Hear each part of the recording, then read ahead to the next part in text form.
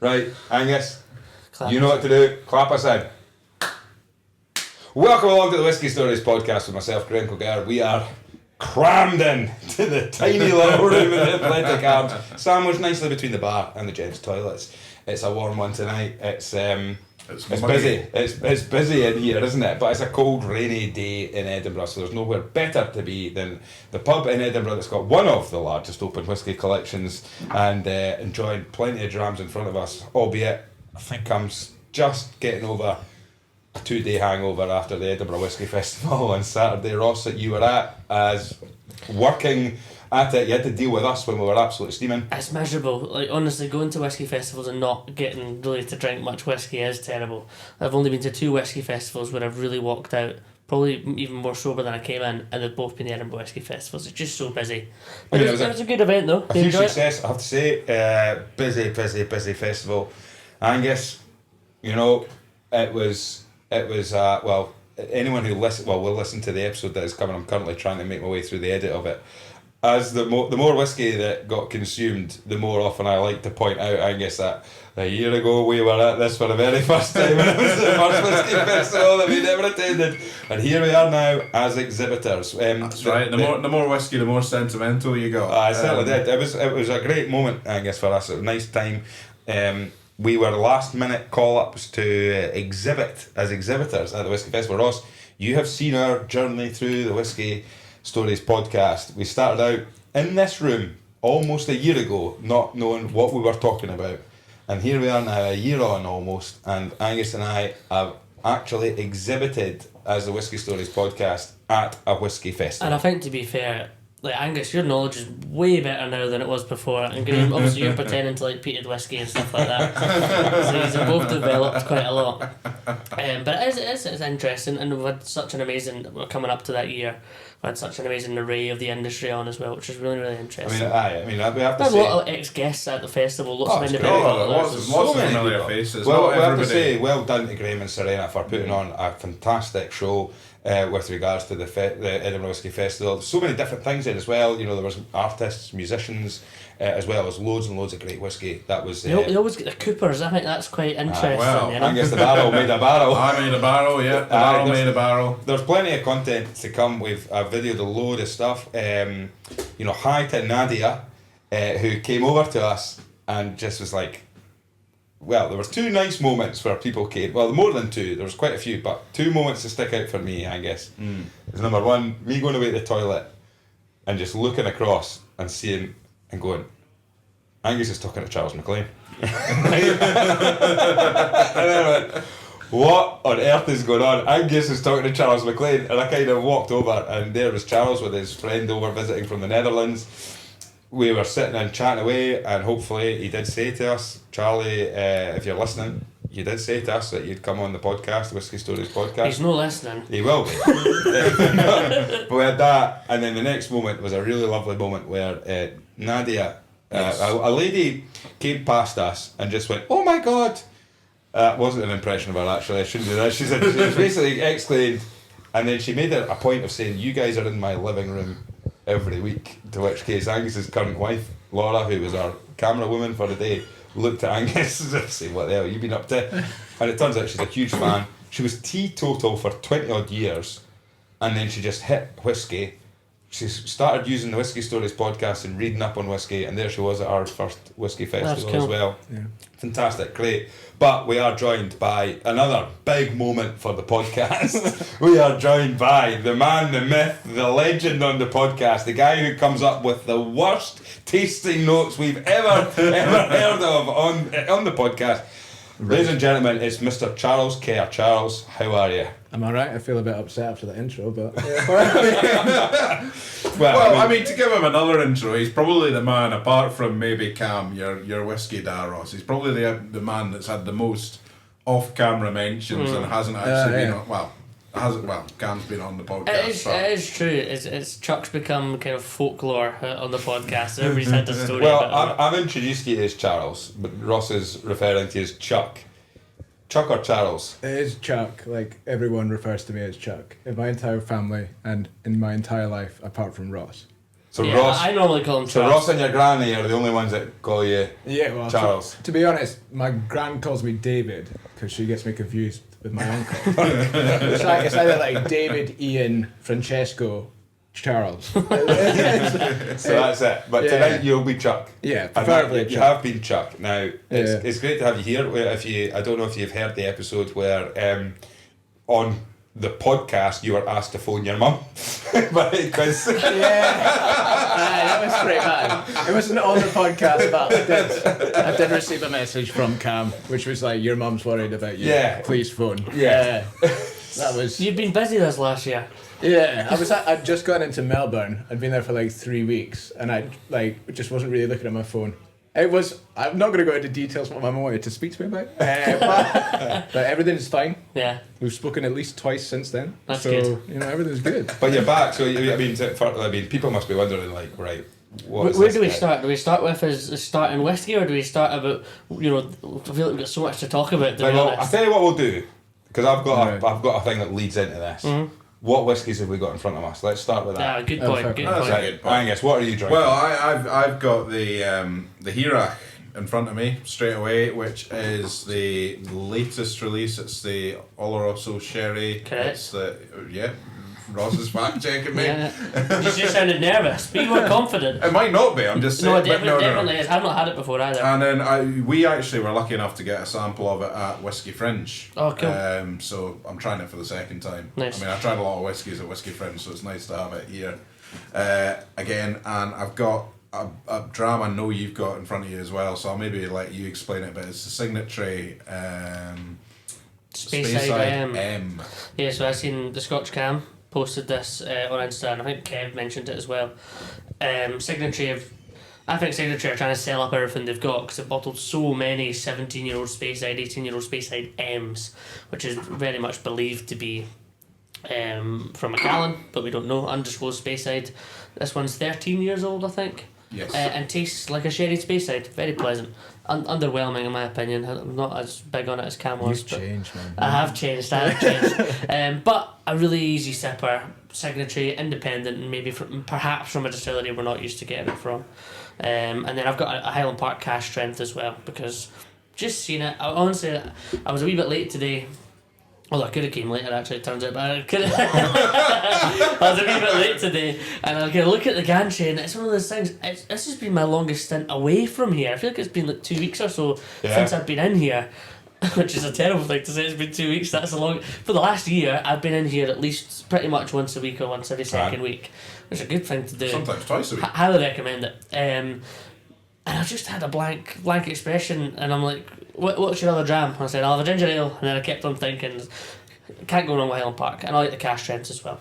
It's a distillery, actually. I used to drink a lot of Highland Park when I first started drinking whiskey. It was sort of like if you went to a pub that had Highland Park, like your standard bottling on it, it was my way of almost like, it was a bit of a semi-flex as such to be like, oh, I'll drink the Highland Park because it's a little bit different. And you often got people like, oh, aye, that's a broad dram, that. And it was just it was standard, what, Highland Park 12 or something, you know. And yeah, when you looked at the back bar of maybe I remember actually that was what happened. There was a bar in Cooper. I was in on a night out in Cooper in Fife, and we were sort of on the just about to get the train on the way home, and the station bar was there. And that guys I was with were like, what you want to drink? I said, I'm going to have a whiskey. Oh, you're no whiskey, are you? You know, it was one of those ones. And none of them were whiskey drinkers. It was my pals round. I said, I'll have the Highland Park 12. And the bottle stands out as well. So when you do see it, especially if it's on a back bar with like 5 other very standard core releases, it does stand out a little The bit. Viking Pride, as it's known. Yeah, no, it was great. Charles, what are you? Chuck. Chuck. I've got the David. Ian. Francesco. I've got the Woodrow's 10-year-old Mortlack, a bourbon cask matured. Which Sounds like a good recommendation. I've had a couple of wee sips of that, which is great. That was Ross's recommendation, which he's very humbly told us all about. And then I got the 15-year-old Tomatin cask strength, is it? Oh, this is just a tomato cask strength pre-2015, so the old bottling that Kev managed to get his hands on. Which is I've not quite actually interesting. tasted yet. But With 57.5. But we like tomato, don't you? I do, yeah. I'm quite partial to Tomatin. Yeah. Ginger boy? What have We've you got the ginger yourself? boy here. Shout out what you've got. We have like Angus, the new Herrick. Nice. Oh, nice. And a Glenallachie 10 cask string. There you go. The Ginger Boy is stepping in this evening as full producer. For people watching on the YouTube channel, you'll notice I don't have this funny little light box in front of me. Graham's hands are twitching because he's giving up control. I am getting a bit nervous, but he is Keep on looking... writing down. I'm nervous. He's He's looking great. He's looking the part. Hopefully this podcast sounds great. I can't wait to mess this up. You'll be fine. What other jams have you got, Graham? Right, so I've gone, it's a hat trick for the Eric. I've gone for the Eric as well. So the first fill Rosso with that. The second one, I'm going to have to double check. Two things. I'm going to have to check a point of order on that one. It's because it's a bottle kill. It's the Ardnamurchan Highland Scotch Whisky AD 0421 3. Yeah, the latest. I've still not figured out Ardnamurchan. So I'm trying to work that out. The reason I'm going a point of order on this is I need to quickly check the Whisky Stories Facebook page, because there was a gentleman who listens to the podcast and drinks in the Athletic Arms. That was, I don't know if it was this bottle of Ardnamurchan that he was walking about with. It was. I don't think it was. It was a bottle of Ardnamurchan, and it was. Well, he was walking nice. about with a bottle of Ardnamurchan, right, and he was pouring it. And he actually, if you watch the podcast on our YouTube, you might just see his arm at one point go into the camera view and pour Graham a dram. It was Because fantastic. he just came over and just poured Graham a dram. Jeeves S. Mehat is his name on Facebook. I hope that's your name, Jeeves. You listen to the podcast, it's great. I felt terrible because we stood and chatted and you poured me a good wedge of your bottle, and we never actually properly got a chance to introduce ourselves properly. So Was this the gentleman at the festival that was wearing the Diggers merch? Yeah, the Diggers merch on nice. as well. I'd see that. And the final dram, which leads us in to our good old friend Chuck Kerr, right, is a Benriach 10. Now the reason it's a Benriach 10, but I don't think it was a 10 that you served me, which is, I've told this story before. Yeah. An ex-girlfriend of mine and I decided to venture into the Balmoral on a date. We were off in Edinburgh, I still lived in Kirkcaldy at the time. Went in and she's going, we can't be in here, we shouldn't be in here. And we walked into the Scotch bar and it was yourself, and you kind of said, oh, can I get you? We sat down, I could tell you exactly the table we sat at. It was a table, if you're looking at the bar, it was a wee table to the left-hand side of the bar on its own. Sat there a good few times in our Tastings Angus now. Sat there, you came over, and I kind of thought, I looked at this, first of all, I kind of shat myself, because I thought, I'm not going to get out of here without dropping a good wedge of cash. I looked at the menu, and I was going through it, and you were talking me through the stuff, and I said, I kind of played like, I don't really know. You gave me a Benriach, but I'm sure it might have been a 12, maybe not the 10, I'm not 100% sure. Alright, okay. You then gave me the spiel, and this will date it, where you were talking about Billy Walker. Alright. Right, so it was still a Billy Walker bottling. Right.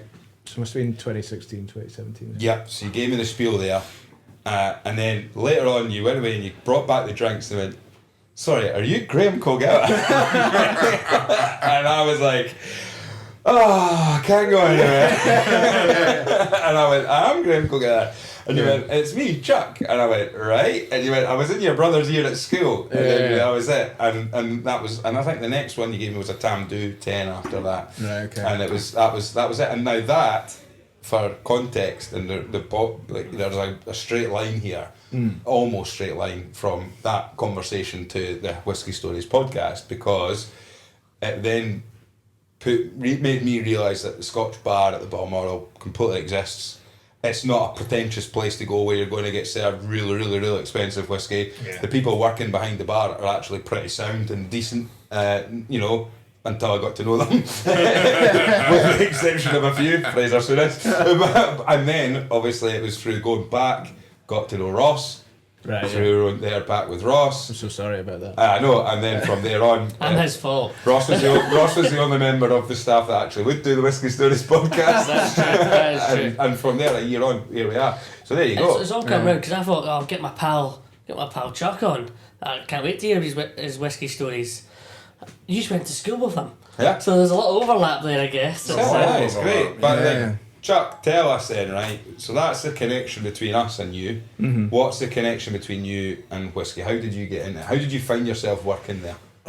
Honestly, I got into whiskey out of spite. It's the truth. It's like the honest truth of it. I got hired at the Cali Hotel which was the Waldorf Astoria at the time, very rah-rah.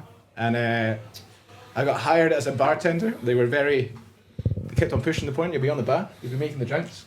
Arrived on my first day, took a step behind the bar, and the manager said, "What the fuck you doing?" And I remember the words, "This is my stage," were said to me, and I was informed that I would be working the floor, and I would have to. This is my stage. Yeah. Says it all about the Cali Hotel. Yeah. I'm not looking to meet friends anyway.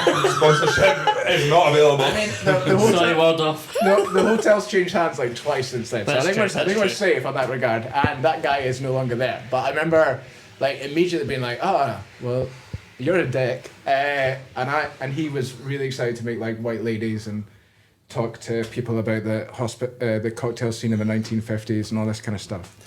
And I noticed we had about 80 whiskies behind the bar, and I knew nothing about whiskey at the time. I mean, I knew regions.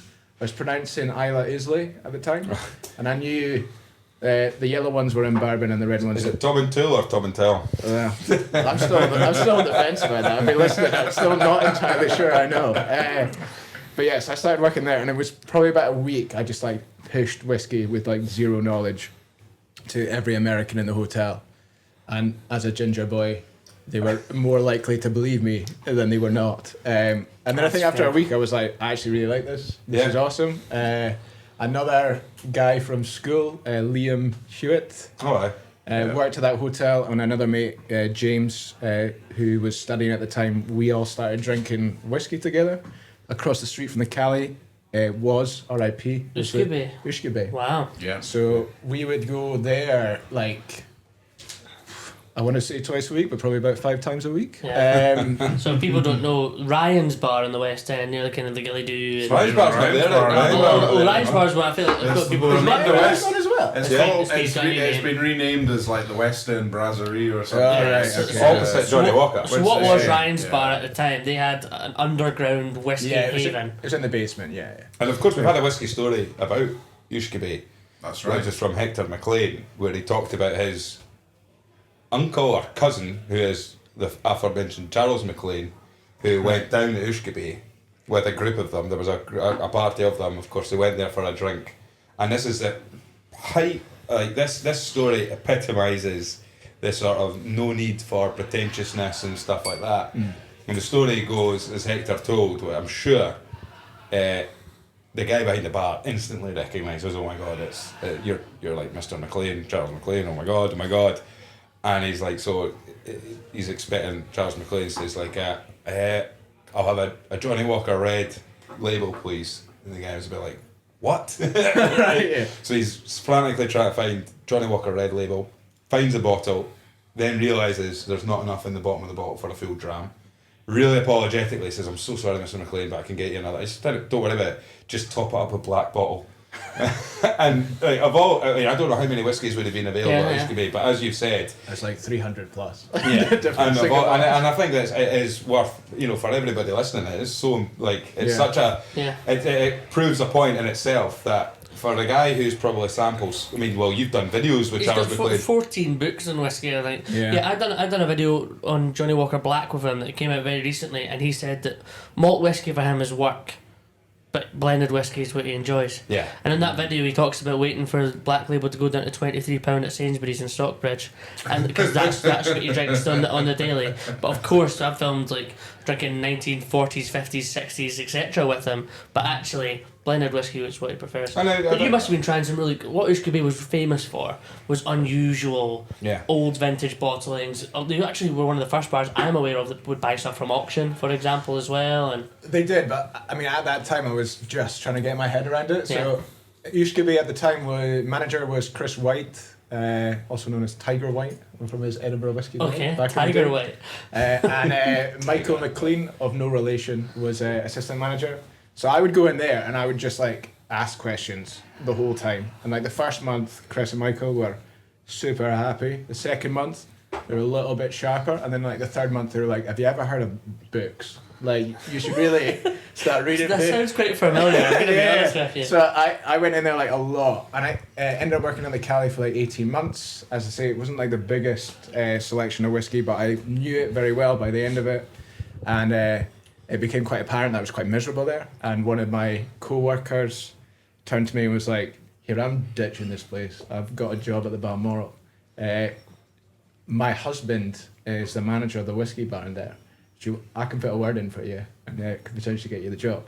So Lindsay Robson, who I worked with, I just got married to Fraser Robson, who was the manager before Cam, and I went and met him, and we had a conversation. Fraser is probably, and Cam would say the same, like he's the godfather of whiskey, right? Like encyclopedic knowledge. The godfather of whiskey? Like, Really? For us, anyway. This is somebody who I have always... Fraser Robson? You know how much... Where is he now? He's up in Elgin, works for Gordon MacPhail. Yeah, he's in Elgin. We're getting Fraser down. So I remember I would, of course, learn pretty much everything that I know from a mix of Cam and Chuck. I've done something very similar to what Chuck's just described, which is I went and harassed them for ages. And you never really get tired of me, actually. It was quite good because you maybe were like, oh, this guy actually... It was a really weird moment for me. Like, one, Ross came in, 18 years old. Like, you came in and you were like, oh God, I shouldn't be here. Ross came in and was like, how are we, gentlemen? It was like, Gents, how are we? Hi, good to see you. It was like my cigars, it was like my dad had come to see me at work. It was like, like shook hands with everyone. It was so... Call your granny, she's worried about you, David. But it was like... And immediately was just asking questions. And I think I got, at that point, I'd probably been at Scotch for like 3 years. And I'd maybe got like a little bit comfortable and maybe had kind of a lot of like the rose-tinted vibe about whiskey, the romance, and maybe I started to understand information behind it. But then this boy came in who was just like, is this amazing? And I was like, oh shit, it kind of fucking is. It's pretty cool. And it kind of revitalised for me and made me want to go back to the books. I think Cam was probably less in that state than I was, but I think we both were kind of like, all right, yeah, it was very strange for me when I got hired at Scotch because skipping ahead a wee bit, I got the job, shockingly enough. I started working there and Fraser and Cam's knowledge was like insane.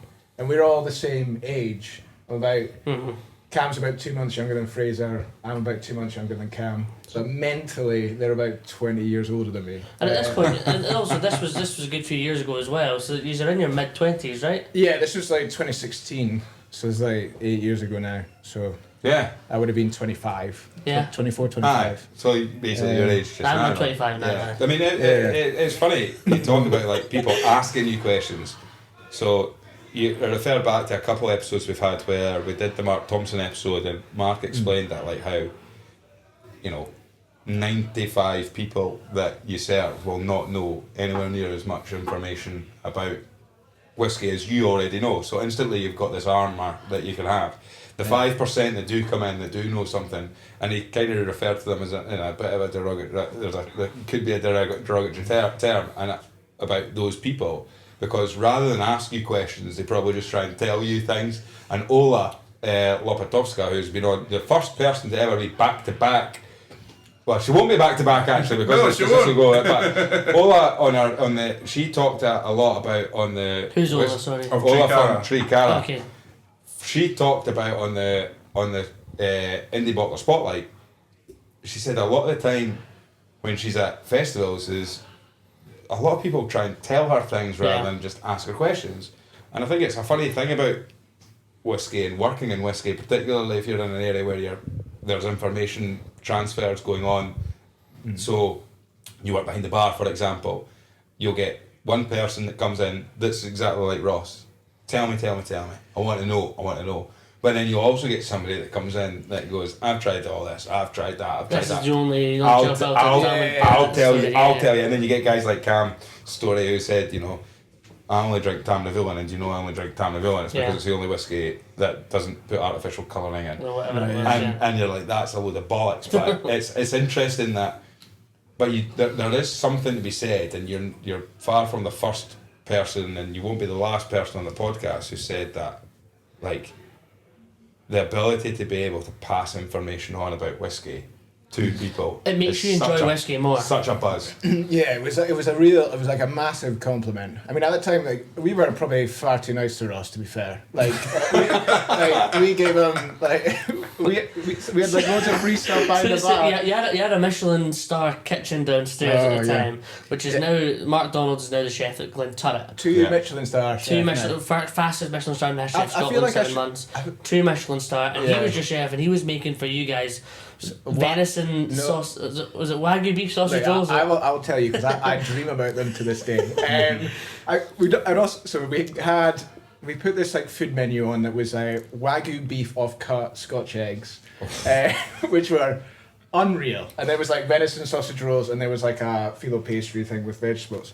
And we it's okay to say this, you don't work there anymore. Basically, you had a quota to sell, right? I had a quota. They were like raging. I could sell 1950s Linkwood to an American guy who came in to have a Macallan 10. But you didn't sell 3 sausage rolls. I could not sell a Scotch egg for love nor money. It was like no matter what angle I came at, they're like, nah, I don't really think it's for me. And I was like, and so I would eat like 3 of these a day, and they were the most incredible thing. Like Mark made a brown sauce from scratch just from looking at the ingredients of HB sauce, and it was like 10 times better. And so I came in, and I'd basically like, I've just finished my shift at the whiskey shop. I've got an hour before my bus. You know, what's interesting? What should I try? I'd like something not peaty, blah blah blah. And they'd give me something interesting. It would be like a crazy dram, but they'd give me something interesting that I could learn about, and they'd charge me for a sausage roll. and so the reason that I would come home obviously later, finish my shift, and my parents would be like, "Where have you been?" But if I came home with a sausage roll from my old man or something like that, it's like Michelin star sausage roll. You know, well, obviously when I first came back, it's like, I've been in the Balmoral whiskey bar. They were like, who are you? The thing is, Ross, right, now this is going to be an interesting one, and be honest, okay, you would have obviously learned quite a lot when you were working at the whiskey shop, okay, but we've done it, I've done it, everybody does it, and I think I look, you could dive into it, and I think I always find the person who's just been told or taught something is probably the best person to then pass it on. And personally speaking, I always find that the best way for me to remember something is to try and pass it on to somebody else as soon as I hear it, because it breaks it down.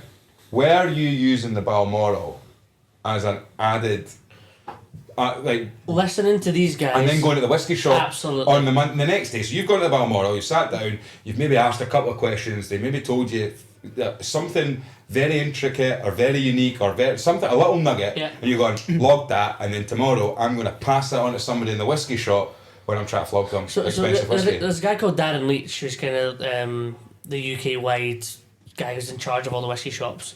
And obviously, so the largest retailer, have been for so long. His knowledge is incredible. He's a judge at Scottish Field, and I knew nothing about whiskey. I couldn't even drink it. I was pretending to like it. He gave me this amazing base and platform of this is how you sell, this is how you talk about it. Do what you're most comfortable with. Now I'd go into the Balmoral and say, for example, the Isle of Arran. I like the Isle of Arran. My granny used to take me there. Blah blah blah blah. And Chuck would say, well, they were founded this time. Here's a Cote Rôtie. Have you heard of Cote Rôtie before? Cote Rôtie is a wine. It was a wine finished Arran. It was an exceptional bottling as well, if you remember it. And so I learned about the wine. I learned about whiskey, but I also learned about finishing. I didn't know about how long you finished a whiskey, etc. And then I'd go back into work the next day. Somebody would say this, and I'd see on a bottle sherry finish, blah blah blah. I'd say, so that could probably be a 6 month or 12 months finish. They're not telling us, blah blah blah. And that was so useful. Yeah. I was there for about a year, and pretty much, I'm not going to say, that's how it worked. I've told the story before, and people are new to the podcast, so they've come in now.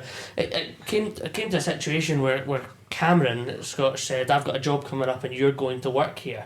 Yeah. And that's kind of how, that's actually how it went, and it was Scott Souness who left.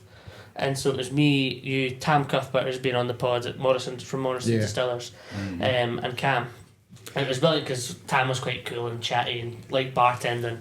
I didn't really like bartending, but Cameron also thought he was a bit of a bartender. Chuck and I, let's be honest, he kind of thought he was a bit of a bartender. Chuck and I just wanted to talk about whiskey, and so Cam's knowledge is incredible, and I'll never get over the fact that he'll say that this Fraser Robson is He's like, oh, Dutton knows, he's forgotten more than I know. I'm like, that's not possible.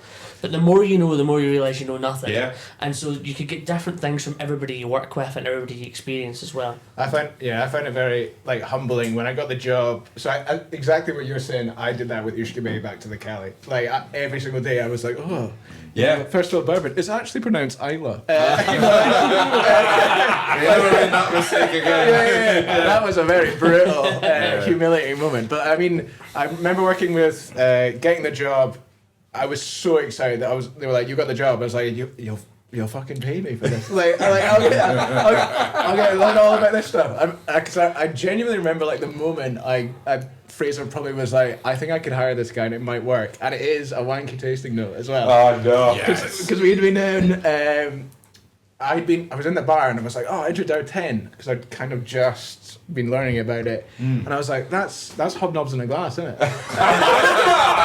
Hobnobs in a glass. And he looked at me, and it was like the most emotion he'd given in the entire interview, and he was like, it is. Yeah. Hobnobs in it. Right.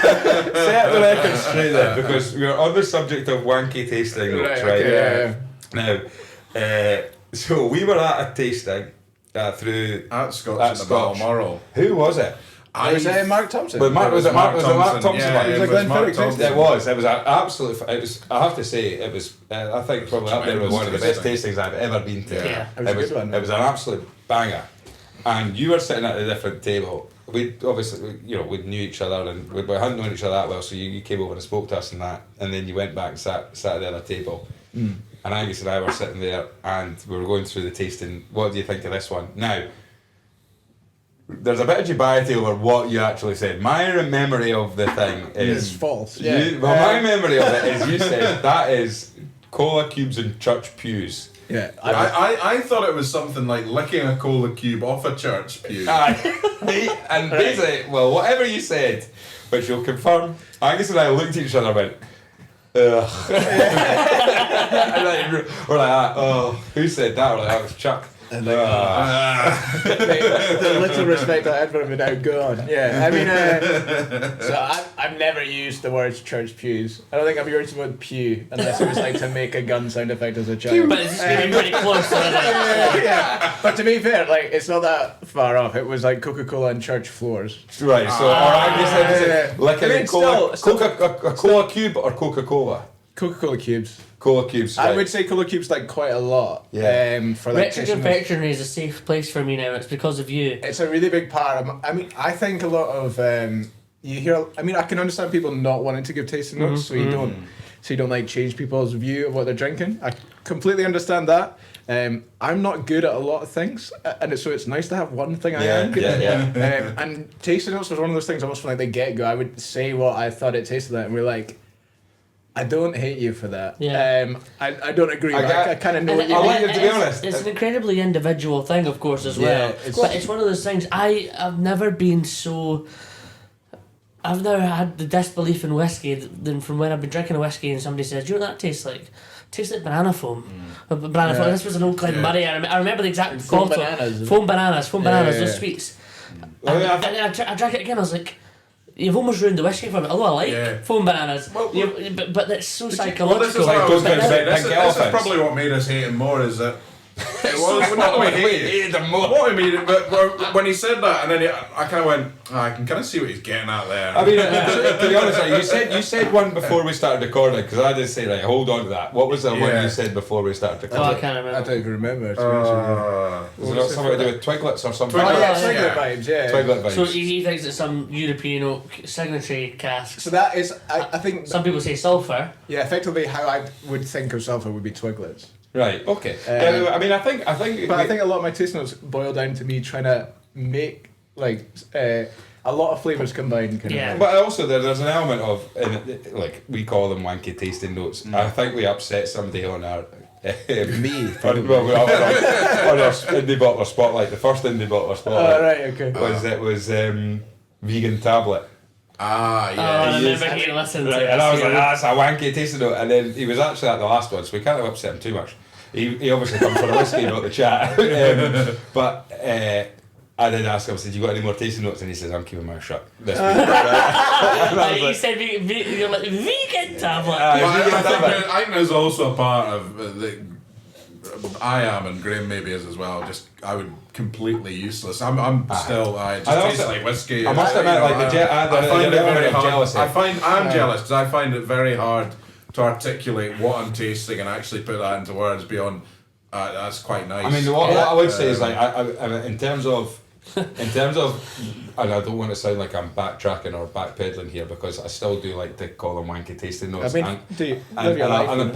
But what it is, it's I think what you have to take your hat off, and the skill that you have in one sense is the creativity of it.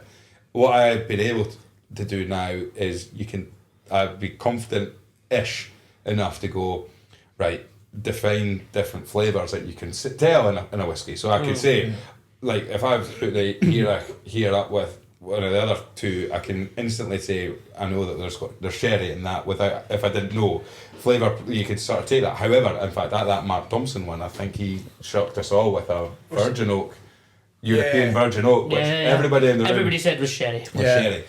But to be able to actually take a flavour profile, a taste that you get and go, that tastes just like X, Y and Z, is something that I don't know if I would ever be able to get to that stage. I remember sitting at whiskey tastings before as a youngster, well, not a youngster, but when people go, oh, I could really get the sherry notes out of this, or the vanillas I'm getting out of that, tell me it's a bourbon, I used to like, bollocks.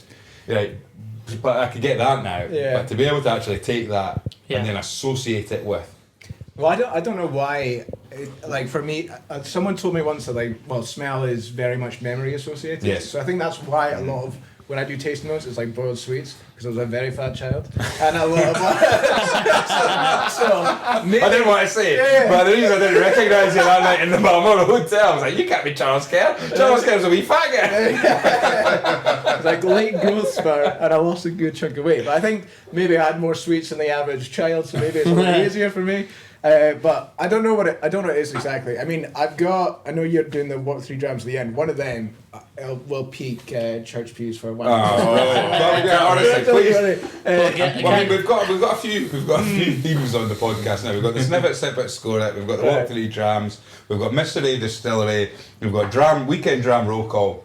Yeah. Wanky tasting notes. Let's make it happen. I want to hear. And please, if you have them, post them and use the Facebook group for this as well to save you maybe embarrassing yourself by just putting it on your Facebook and tagging us in it. Go into the private Facebook group, Whiskey Stories. Give us a dram that you're drinking.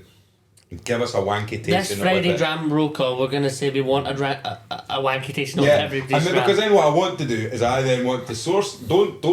Don't be even wankier and pick like a really expensive or rare whiskey as a flex. Pick something off the back bar that anyone can get their hands on.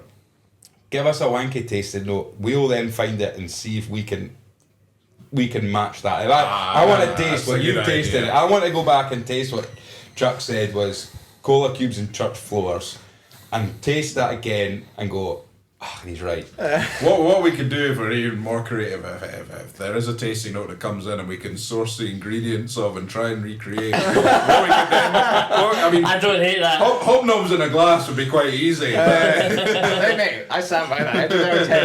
What kind of hobnobs? Just basic. Standard No chocolate. Maybe if you went like the Edinburgh chocolate. I mean, sorry, the Edinburgh sherry cask finish. Maybe that's chocolate. Chocolate hobnob. So we're at this kind of whiskey education, learning a little bit, ending up in that amazing role. You must have learned so much at Scotch as well, obviously, insanely so. And also you had Cam and Fraser, who also are so happy to so talk when we're about talking it about Fraser, we're not talking about Fraser Souness. We're Fraser absolutely not Robson. talking We're about talking about Fraser Robson. Fraser Robson. I think he's manager of the shop in Elgin, or Elgin, assistant manager Yeah. for Gordon MacPhail. So I mean, at the time when we were in Scotch, Fraser Robson, Cam, and myself, it was all our only supplier at the time was Gordon MacPhail. So the vast majority of the selection we had was from them, and what we could acquire through them as well. So we had this like incredible G&M selection, but Cam's done obviously a phenomenal job of picking independent bottlers and getting a really good showcase on them. This was before the boom of raw mile whiskies as well, Yeah. like where you could get everything from raw mile, and it was. We had like postcards then. I mean, I joined Scotch before the 3rd birthday, so it was like maybe just over 2 years the place had been open at the time. So it was a very different bar. I mean, it's so established now, and I think a lot of people do come for whiskey. I think one of my biggest issues was I had a lot of people coming in every single day being like, oh, can I see your gin list? And I would It would break your heart. it would destroy me. You wouldn't send them kind of across the room to the other well, bar. the problem was as well, like I would be like, oh, we've got a phenomenal bar across the way. Or, you know, at the time I was But at the same time, when you were at Scotch before I was in, were you not open from noon? Yeah, we were open till noon, so it was just so So who wants a whiskey at 12 o'clock in the afternoon? Nowadays, I mean, I don't mind, but nobody then. I mean, I'll give you a very unflattering view of what it was. the early days you were a tea room during the day, right? Yeah, big time. So I was in my kilt, looking fantastic. All right, Oh, yeah. all right. Nobody questioned that at all. I had calves for days, and I'd just be running to and from like the afternoon tea place, and they hated me. Every single time I arrived, I was like, I need 2 Earl Grey teas. They were like, why are you doing this? Why are you this way? And I was like, I'm so sorry. And then I have to go on the till and like change everything over. And then people would come in and be like, oh, can we get the drinks in the other bar in your bar? And I was like, we're really limited small space, you know, really focused on whiskey. And then they would go speak to the reception staff, and they'd be like, of course. So I'd be like completely undone by what I just said. And then Cam would come in and everyone's like, oh, it's a whiskey bar actually. There's a massive Aberdonian runs around. So you were the tea boy, Cam was the whiskey man. Yeah. Is that what you're saying? When I first started working there, I was so intimidated by Fraser and Cam that I had my Malt Whiskey yearbook 2016, which went through the ringer, and I would sit down every single break, pick a distillery, write everything out twice to learn about it as much as possible, and the next day I'd pick another distillery, write about it twice, and then I'd just ask questions all day long. And I think like the first year I was like, please don't fire me. Please don't fire me. I really like this job. And I don't think at any point were they particularly like, we're going to let you go, but I was so intimidated. Yeah. And it felt like my knowledge got to a point where I would call it like the peak of idiocy, where you like get to this point where you're like, I know everything, and then you learn one more thing, and you're like, oh my god, how did I not know that? Yeah. And then you learn one more thing, and you're just like, I know nothing. How can I not know this? So it was an incredible time. And like, Do you know how many distilleries in Scotland use worm tubs? No. But I can't even remember. Conor keep posting on There was like Facebook. 14 or 16. 14 or 15, something like something like that. that. What was the Still space good. side ones? What was Oh, it was Glens the of Space Glens of Side? Space We- Side. Oh yeah. 14 Glenlivet, that was the most. I was in rural Michigan, punching walls. Where Mark Thompson trying to tell everybody you've not said Glen Murray already. You could have like listed them every single No, but the time. problem, I think you guys said it was 14 Glens of Space Side, and you'd said there was 15. I don't know. How am I going to say? Nothing to do with me. Somebody had said there was 15, and it was like, Yeah. I'm like, you said just going and start. It was Glenburgie or something you missed as No, well. we got No, one they got burger that loads one. of times. Can't It was mind, Glen- anyway. Anyway, yeah. One So of the that's- Glens. so then you were. Someone else is now roaring about it. It wasn't Glen Murray, it was us.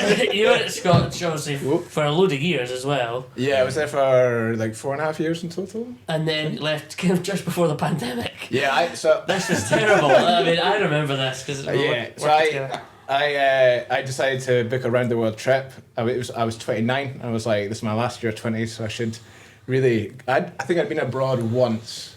Really? No, twice in 8 years. Yeah. Once was a weekend with mates in Amsterdam, and the other time my gran made me go to visit my cousin in Taiwan. Which when that story started, once was with my mates in Amsterdam, the other time was with when my gran, and we're like, where's this going? Made me visit. My cousin in Taiwan, who is studying Mandarin there. But it was also my first time going to an international distillery, so I went to see Kavalan when I was over there. Right. Which was like, I don't think I know anybody else who's ever been to Cavalan. well, we had a tasting in Scotch like a month later with Yeah. Kavalan randomly. and a whiskey bar that only sells Scottish Yeah, whiskey. and the guy was like, "Who's been at Kavalan?" And I was like, I was there a couple of weeks I mean, ago. it was genuinely like, why? And it was probably one of the most terrified I've ever been on a bus. I took like a 4.5 hour bus, and I was like, I think this is going there. I have no. So did you go to Taiwan on your own? Yeah. So you flew to Taiwan. You had a cousin there. For 4 days. I came back and I just climatized to the time. And this is going to tie into his travels as well. Right. Okay. Sorry. So I bought this round the world ticket. I was gonna go to Japan, Australia, land in Canada, and my really poor understanding of how traveling works was going to get the train from Canada to Mexico and then fly from Mexico to Iceland and back to Scotland. That's quite a trip, eh? Yeah, Well, that was the plan. So that was the plan. You had your notice in. And I had my notice in probably on the 12th of March 2020. Oh, God. In the morning, and then by lunchtime the borders had shut in Italy. You missed out on a year of furlough, basically. Yeah. Well, I mean, You went back and worked on your family's farm. I'll tell you that. Sorry, Yeah. this is like, I'm building up a fucking story. I just know it ended up with your arm up. Ross. Still talking about my grandmother. No, Trying to get to the punchline before he's. right. No. So I gave my notice in Scotch. Borders shut in Italy, and I worked like a couple of days. And at that point, the world was like didn't know what was happening. I remember that. So people were coming in and be like, "Oh, should we shake hands or should we touch elbows?" All that kind of patter. And I remember I turned to Cam because it was probably the most I've ever paid attention to the news. And I was like, Cam, I don't think we're gonna be open tomorrow. And he was like, you're a fucking idiot. Yeah, we're open every single day of the year. And sure enough, At this point, your camera's number 2. You were the senior whiskey it was ambassador. me, Cam, and Tam in the bar. And I think I sold one of my last drams. I sold to an American person. I sold on the 1953 private collection Linquins, the 63-year-old, to that customer. Went home. The hotel shut, hospitality shut within the UK, and I want to say conservatively between probably 42 hours later, I was helping to perform a cesarean on a cow. It was how my COVID went. Really? Yeah. So I went from that to like getting a phone call from my dad being like, get the fuck out of the city. The streets are going to be lined with bodies. And he went full like hazmat suit. Nobody was allowed within 10 metres of him for about 4 months. All these health issues apparently arose, which have magically disappeared Well, now. do I remember correctly? So, for the history of your family, and you've farmed this land just in Antrim for hundreds of years. Yeah. But you had these cottages. Yeah. And do I remember correctly you telling me that you were made to isolate in a cottage? No. So the sales pitch to me, which was not a sales pitch at all, was very, very much what I was informed was going to happen now with my life. Okay. Was that I would live in the same house as my dad. I would be in my room, he would be in his room, and we would use the kitchen at different times, and then Dettol wipe the kitchen afterwards, and we would never interact with each other. This was the COVID, This was a farm in COVID. Yeah, and I would do the calving season. I would also like to point out, I spent the vast majority of my life trying to get away from the farm. Yeah. It was like a massive point. I never wanted to farm. I didn't want to do that. No disrespect to farmers, but I think if you want to do that job, you really got to love it. Yeah. And it was very apparent from a very young age. I did not love did it. not love it. But yeah, that was a sales pitch, and I was like, I can't do that. And he was like, why? And I was like, because I think I might commit murder. And that's like if that's what's going to happen. My sister had just quit her job working in accountancy in Glasgow and taken a job in Berwick, and she moved into one of the cottages, and I was like, well, I'll go live with her. And he was like really annoyed because she was the one who was getting all the shopping, so she was like the dangerous. She's like I think Tesco's in Hampton. I'll end up there. He referred to her as the sacrificial lamb. So she would go down to the supermarkets and get the shopping, and then have to Dettol wipe everything and then deliver to him. It was a strange time. It was a Well, strange it's funny time. you talk about the farming situation was actually like it's not a whiskey story as such, but It's a farming story. it's a farming COVID story. So I had gone to there's a farm in Blairgowrie, Right. the Nells, I think it is. It's a large fruit farm, massive fruit farm owned by the Nell family, I think it is. And I was doing their forklift training, and I went in there. It's just telescopic. Yeah, telehandlers. yeah. I was in there. Know it well. And just static boom. Right. There you go for the forklift drivers out there. And basically, what it was I'd gone in on like the early January, and one of the boys that I was doing, he had a purple ear, right? Right. And I went, "What's happened to your ear?" Right? And he went, "Oh, I was blackened at the weekend." Now, for those listening, I've never heard of that. Right, so for farming folk, as part of your stag do, back in the day, if your farmer was getting married, they'd be blackened. And when they talk about blackened, it was tatty dye they would usually use, but it could be anything. It's brutal. And basically they get stripped off naked. So he explained to me, and this is, this was 2020 in Scotland. He was stripped off naked, tied to a chair, tied to a chair behind his back, put on a trailer on a tractor, and driven through the town of Blairgowrie, whilst people were encouraged to throw veg and eggs and anything at him. And this is like standard practice, right? And then what happens is he got, I don't know, is it a tatted potato dye, which turns out purple. And what used to, this sometimes used to be the night before the wedding. So like black and white wedding photos of farmers, if you look back, probably your family history as well, you look back, there'll be pictures where like guys have had to stand one side because they're still tatty dye and they couldn't get this dye off their face. A lot of the time they use the paint you use on sheep as well, because that is like that last thing. So like you hear about like the agrocollege power, and it's honestly horrifying. Shout out to the young farmers out there. But basically, so this guy had a purple ear. So I was, so you're getting married soon? Yeah, I'm getting married sort of mid to end of Feb. Oh, brilliant. Good luck to you and all that. But then I was going back in to do the rest of the family for the forklift round about the sort of end of Feb, early March 2020. Again, round about the time you're thinking about handing your notice in and planning your wrong trip. And what was really interesting was they said, it was the other two brothers at the farm.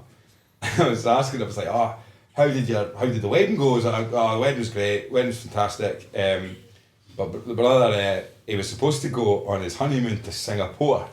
Right, now bearing in mind, Singapore shut down early doors in 2020. So it was like, Singapore was one of the first places to really close its doors. Yeah. So they took a last minute holiday for a fortnight in Tenerife. Now, does anyone remember of this, when the hotel that got shut down in Tenerife? And there was like the photo of the Celtic, the Scottish family. The guy had a Celtic topper and he had a crate. They had all been locked in on lockdown. And the video, like, it was a helicopter going past, and it was like Sky News, and all these people were standing in their like balconies or in their windows looking really sad. And then there was a guy, a Scottish family, in their Celtic tops, like waving a crate of beer outside the window. So it turns out his hotel was like 2 or 3 hotels down the strip, less than half a mile away or whatever. So he's come back, and similar to your dad, the dad of the farm has been absolutely paranoid. Now, they had cottages on the farm, so his dad said, right, well, you're moving into your cottage. And so the dad's picked him up, hazmat suit and everything at the Edinburgh airport, and he says, you're doing that isolation. And he said to the boy, you're doing the isolation. The son went, "No bother, fella, that's another 2 weeks, a honeymoon." And he goes, "No." So I've got a tractor put aside with a plough, and we've got 28 acres that needs ploughed over the next 2 weeks. So he ploughed something for those 2 weeks. So basically, his morning routine was he would literally jump out of bed, drive the tractor from the cottage down to the farm. His mum would leave a Tupperware box and rubber gloves and a packet of like domestos wipes for the wee packed lunch. He would take that'd be him away to the fields, plough the fields back. Yeah. Clean the tank, drop it off and back to the cottage. Wait, man, I can almost top that. One of my jobs, so when I first got into the farm... I did not think we were going to get into your farming period in this podcast. I'm delighted. Farming stories. This is just like all the therapist sessions I had after 2022. So one of my first jobs when I got to the farm, my dad was paranoid about anything happening to the combine during harvest. He was like, "Look, we don't know how long this is going to last. So we can't have any machinery faults because those engineer boys, they'll be all out. They'll be riddled with COVID. They will be. So here's what I've got you to do. You're gonna pick rocks. You're gonna walk the fields and you're gonna pick rocks." And I did that probably. What do you mean pick rocks? Like literally. I had a tractor with like a mud guard on the front, and I would pick any rock bigger than about that size. you'll have to watch the video feed because I can't explain this. Stop it, 8 or 9 inches. Aye. Yeah. And I had to pick rocks, and I remember there was a day during COVID, and I'd just been listening to an audiobook all day, and I got back, and my sister was like, "How are you getting on?" I was like, "Oh, I'm really pretty sad. I'm not gonna lie." And she was like, "Well, what have you been doing?" I was like, "Well, I've been picking rocks all day, like this mud field, and I've been listening to this audiobook called Station 11. Have you heard of that book series? No, never. Okay. To give you a brief synopsis, Station 11 is a world 10 years in the future which 90% of the population had been wiped out by a flu-like virus. And it follows a post-nuclear apocalyptic world. And I'll never forget, my sister just like turned to me and she's like, "You're a fucking moron. Like why would you... You just pick up stones in a trap. And then this person just like, day 9,500. The virus has evolved even further. And I'm just like, God, I feel really down. So anyway, I picked rocks for like 3 weeks. Did like the main fields that would have been utilised for seed, barley and wheat, and then showed my dad my pile of rocks, and he just went, "What the fuck? Like." That's way too many rocks.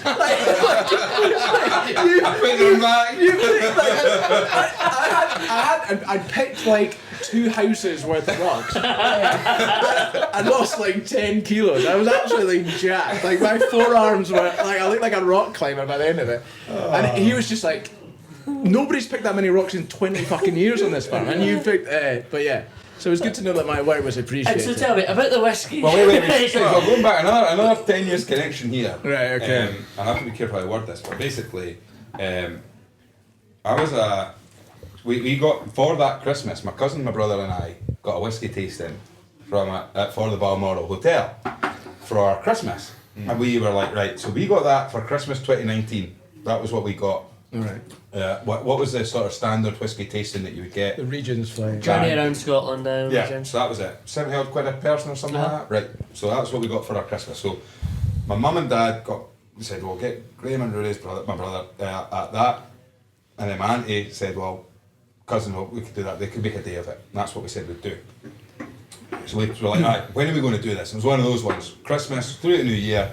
We made a wee group chat, right? When are we going to get together? What about this date? Well, I can't do that date, can't do this date, can't do that date. And we settled for a date in the middle of March, right? A Friday or a Saturday.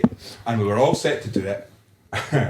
And we were all set to do it on, and it was, I can tell you exactly when it was. It was the weekend before the weekend that everything shut.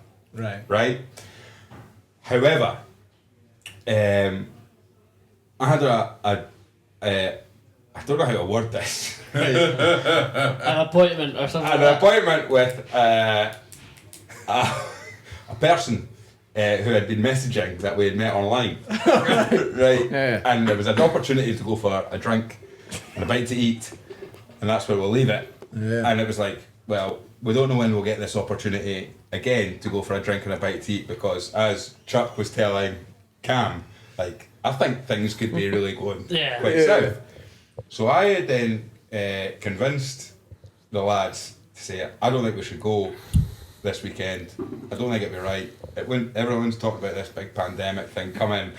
We shouldn't probably do it. It's a bad idea, X, Y, and Z. Right, yeah. And they were like, they were like, well, we could still do it. I said, no, let's not do it. Yeah. So we decided to cancel on it, and I went on this sort of date that I met with this person, and basically we and then they found out, my cousin and my brother found out that, like, oh, wait a minute, right, so you sacked off the whiskey tasting, not because you were concerned about the COVID. You were just wanting to go on this date with this female, and that was that. But what then ended up transpiring was the next rescheduled version of that was the first time we ever met you, Ross. So you could have had your first ever whiskey tasting with your brother and your cousin, hosted by Chuck Kerr.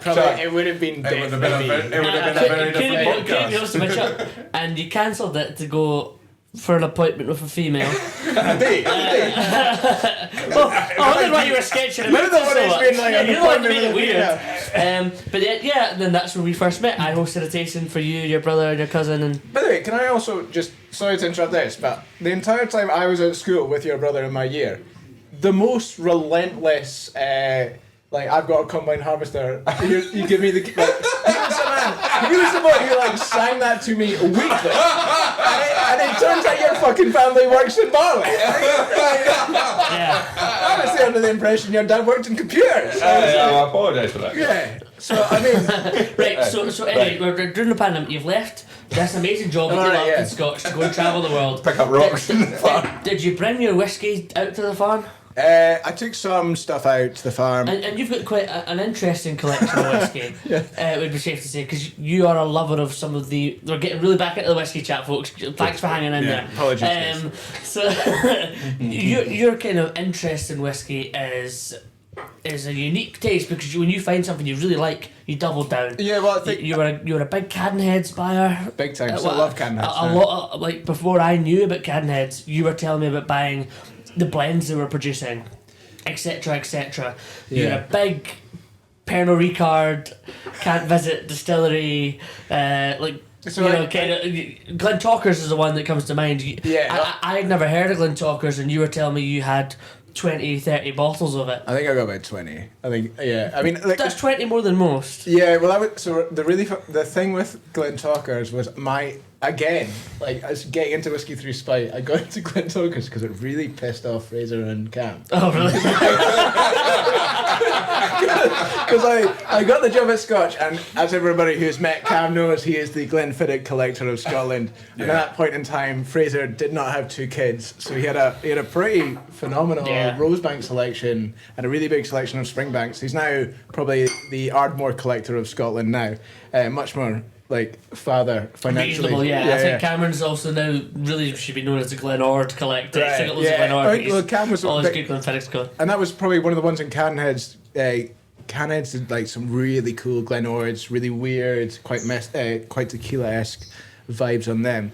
But I remember like the 1991 G&M labelled Glentalkers was out, and we all loved So this that. is a distillery label Yes. G&M. So like G&M were bottlers for a lot of really, really big time So distilleries. essentially they were the official we know G&M and Yeah. listeners might know G&M as an independent bottler. Like G&M being... Gordon MacPhail. MacPhail. MacPhail. Sorry. And of course, and so actually if you go back to history to the 40s and 50s, and actually they were just the bottler of all Macallans, all Glenlivets, etc. at the time. Yeah, they were bottler for Talisker, Yeah. Balblair, Glenfarclas, of course, Longmorn, Yeah. a lot of the guys, and they still own the rights to those labels from back then. Yeah. So they can still bottle. So when you started to go like No. Glenlivet / Speyside of Glenlivet. Speyside, no, but there's a lot sort of different bottlings that'll have like... Well, Cadenheads, Oh, yeah. yeah. I mean, Cadenheads will call every Speyside a Glenlivet, followed by the distiller name. Because, So why is that? Well, historic. So I'll let you answer this, Chuck, because you're more qualified than I am. Because I wanted No this pressure too. on that. We've spoken about this and I've never had a clue why. Glenlivet was like the first legal distillery in that area, so it was really Right. like a point of pride to be associated with it. It was like the area of Glenlivet. So really, before Speyside was Speyside, it was Glenlivet. Glenlivet. So So- Macallan of Glenlivet. And And, it- and that's why I mentioned you look at Glenlivet old cocktail, the first cocktail books, it'll say to add 2 ounces of Glenlivet. It doesn't mean the Glenlivet distillery, it means whiskey from the region of Glenlivet, Yeah. which was actually Speyside. Well, Angus will tell That's us, interesting. as head of research. research and a historian as well. It was a King George that visited It was George IV. George IV, And that was When his he did famous thing. his famous tour of Scotland in That was before it was 1830, legal. I think it But, was. but the interesting thing about that is the reference point for Glenlivet was he asked for the Glenlivet. the real Glenlivet or something The like that. Glenlivet. Yeah, yeah. The Glenlivet, The and Glenlivet. what he was referring to was back then.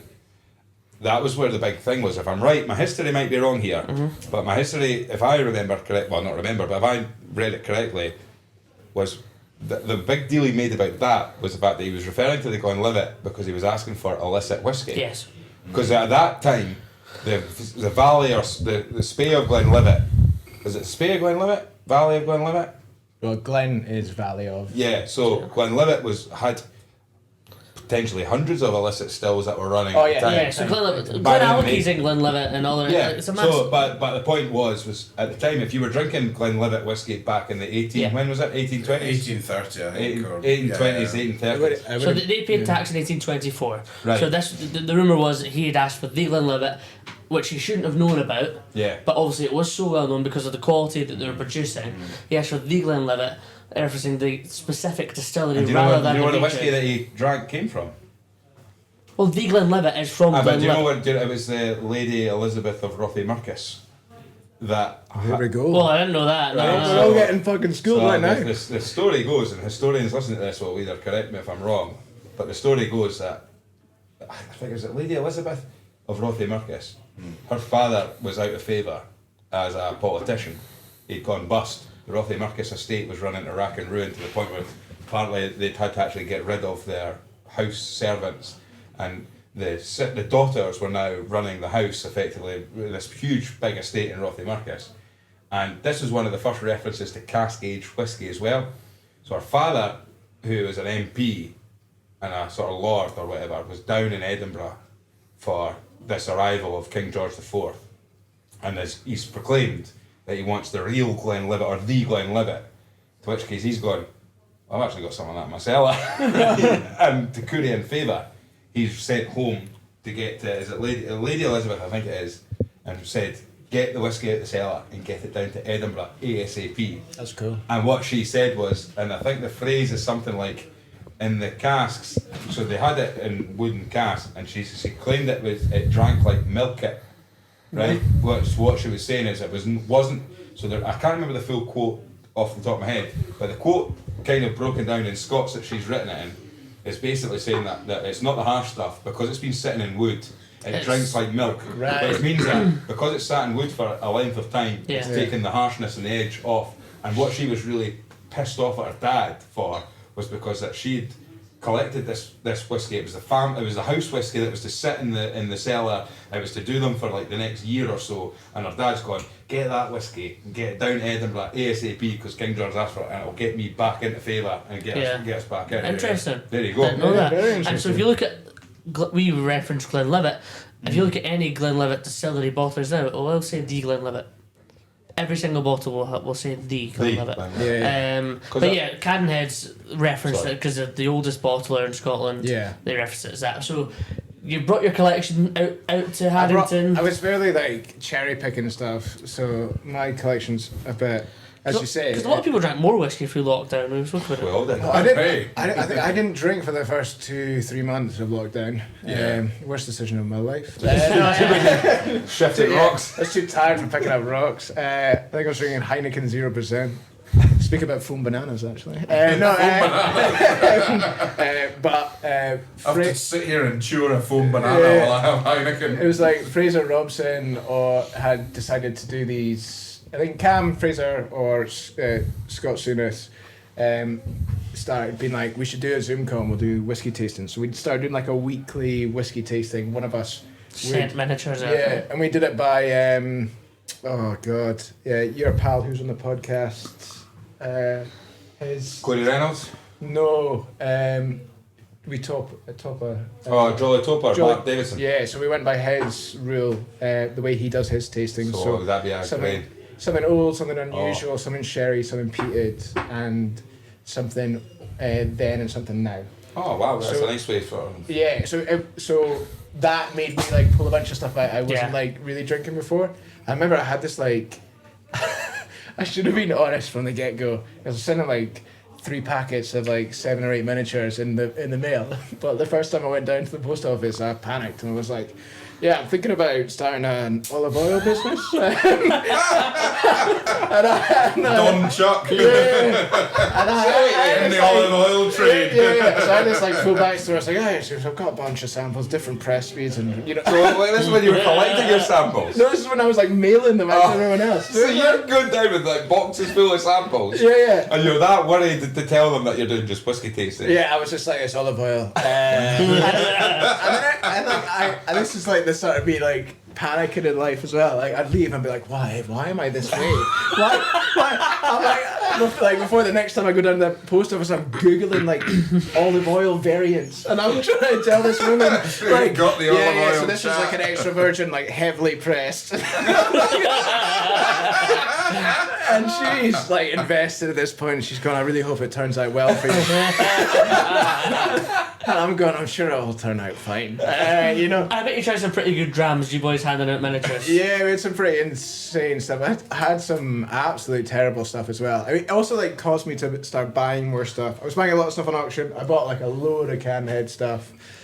Started buying some of their... They've done like Tennessee whiskey bottlings, 15, 16-year-old stuff. And that was... I remember like buying one of them for the first time and being really confused. I was like, I don't know if this is good or not, but I have had 4 of them now. What, Tennessee?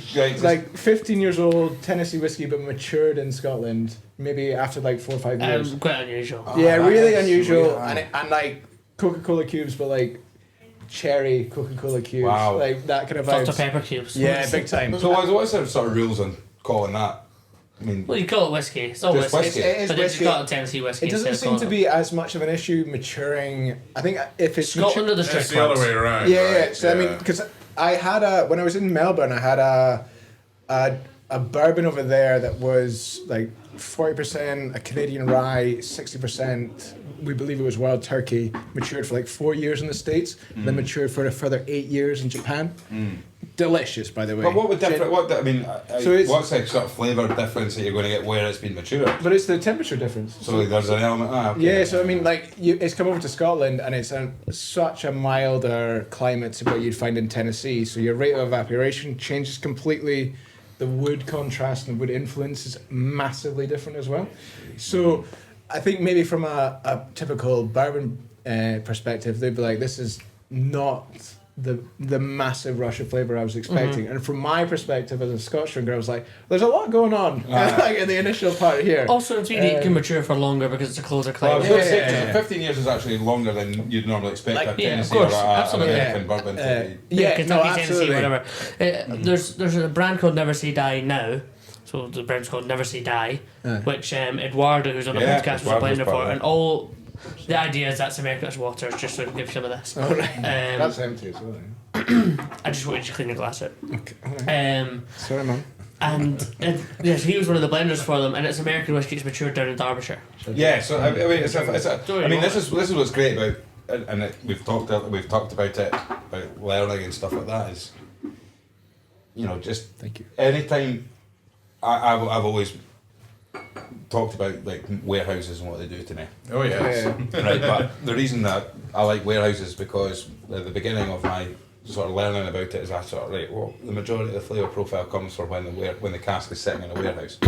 But then the amount of people that we've had on this podcast, and even like sort of There's cigarette. Paul Main that we had on, who was talking about, you know, that when they were building Ardnahoe, and saying that engineering flavour into the actual Spirit. engineering flavour into the plans for building a distillery, Right. where they were able to say, if we were to put a pipe and an end at this point and a turn here, Longer line arm, it's etc. going to do this. And then Jake Adcock, you've got Conor O'Keefe. Yeah. We've talked about. Speak to these guys, and then you suddenly go, oh, hang on a minute. Like the key part of the flavour profile actually comes from the production side of it, where it's actually made as There's so many opinions on but it. this is what I mean is like, but then just here, so, as we've talked about today, tonight, hearing Chuck talking about, well, the environment, maturing cask in a different environment would be. So by that right, I mean it'd be fascinating to know if you took an Aberlour, just say, Matured it in India. or took it to Melbourne, and we've heard George Keeble. George Keeble talking about yeah. what happened at Starward, where the cask was actually the ABV would increase because the cask's swelling and what have you. And It's And the rates of because of like evaporation, the yeah. dramatic change in temperature throughout the day in Melbourne. It's Yeah. quite insane. You'll drop like 20 degrees and then go back up. And what would happen if you what would happen if you put like a 12-year-old Aberlour that had been purely in Aberlour on a space side, and then took a 12-year-old that had been sister cask exactly the same, and then put There'd be less of it. But there'd be less of it. Put in a place like Melbourne, but flavour. What you've got, you'd lose the year. What's it possible? I would say the best way to describe it would be like casks in Scotland are maturing at like athlete rest breathing process. Like they're contrasting a little bit. You're getting liquid going into the wood, and then it's coming back out. It's very mild. It's very chilled. And then you put it in Melbourne, it's like you've done a marathon, and you're just like hyperventilating. It's getting soaked in there, and it's getting spat back out again. Really? So you're getting this real rush of flavour. I think fast forwarding because I've been talking too much about farms. This is where we were going to go. Is Yeah. like you have just been back here a week. You mentioned you were So, after pre-COVID. COVID, You were going to go on this world tour, And so you finally get to go. Yeah, this world tour has happened. Yeah, so I managed to go. I left December of last year.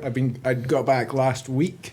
Spent some time in China. So was China your first destination then? Yeah, I was in mainland China for 10 weeks. And you've been to China before. As I six said, times. we met again. I obviously you were at school 2 years below us, and we hadn't been in contact since then. But we met again at that tasting. I kind of followed your Instagram, and obviously it's been a delight following your Instagram. I'm glad you enjoyed it. Yeah. Because it's where is Charles Camp? Where is Chuck Kerr? And some of the places you've been you and to, my mum have been asking that question. I know. Some of the places have been fantastic. So you started off in China. Yeah, so I was in mainland China. People are not going to believe what you're about to say. Yeah. I went to a martial arts school in China for the second time in my life. Young grasshopper. He who lifts the rock must learn how to do it. Wait, this is the second time he's been to this martial arts so school in one of the China. main reasons why people don't recognise me from when I was at school. I went to a martial arts school for 3 months when I turned 19.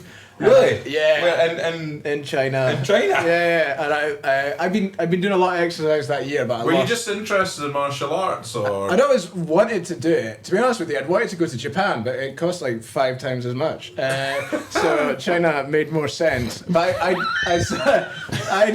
gone from like just wanted to get away from home. You know? So I just spit my whiskey out there thinking you're like, China, that's close enough. That wasn't the mentality necessarily, but it was financially the truth. So I went to China for 3 months then. I probably lost about a third of my body weight through the course But of you that. really must have enjoyed it. It was incredible, and I'd always intended to go back, and I wanted to go back for a year, and then life got in the way. So this was you going back. This was me going back. Yeah. I was going to go back for 3 months. I think a week before I left, I got emails saying like, "Oh, we're closing down the school." Mid January, so that was like half of it gone. So I ended up doing 8 weeks there, and then I travelled for about 2 weeks, and then so that was incredible. I went to Yunnan, Dali, and Chengdu. I found a whiskey distillery that Dave Brim had gone to that was in Dali. Tried to go there. Messaged Cam. He absolutely patched me. Messaged Ross. He helped me out. Put me in touch with a fellow from Diageo who said he would send me the address, and then he absolutely patched me. And then So there you go. I'm glad I covered it well in that story. Yeah. And then I didn't get to see the distillery. It wasn't open to the public at that And point. I suspect if you'd got there, it would have been the one man turning up at this gate of this industrial complex, and it's like. But also often that's enough for us, Angus. I To be know, honest, I know. It's- I just wanted to see a picture of a man looking upset while he built stuff. Yeah. To be honest with you, so I did that. And we're going to see a lot more Chinese. Actually, just a general point. We're going to see a lot more Chinese distilleries. Yeah, real massively soon. so. I mean, I tasted my first Chinese, which Was it a single malt? Chinese single yeah, malt? 100% rice Yep. produced. Glentalkers was the name of the brand. So it's a baijiu that's been matured in American oak casks. 100% utilising rice. Really nice, and it's a very affordable price. I think it's probably about £50 a bottle. And thereabouts. are they, my assumption would be from the market, are they bottling at lower ABV? Was it that was I think it's this- 46. 46%. Yeah. Yeah. 43, 46. Whiskey companies that are starting to build. Angus and D, I mean, certainly Glencairn took their bit to build a massive distillery Well, in China. Pernod Ricard own a distillery over there. Diageo now have a distillery over there. The one that I forget the name of it. I think it's like Erding I looked it up because I wanted to sound smart, and about an hour and a half has passed, and I've given up on that. But yeah, I forget the name of it, but it's a 100% carbon neutral distillery. So it'll be really exciting to see what happens down Like the a line. peaky. But then went to Phuket, went to a kickboxing school for a month in Phuket. which was a shocking experience. Were you the only Scotsman there? No, it was a very different vibe. It was a lot. It felt like I was the fat kid in gym class again. Yeah. Like everyone was shredded. Really? Yeah. And it was like 41 degrees, and I was sweating from just standing in place. It was like 90% humidity, 41 degrees.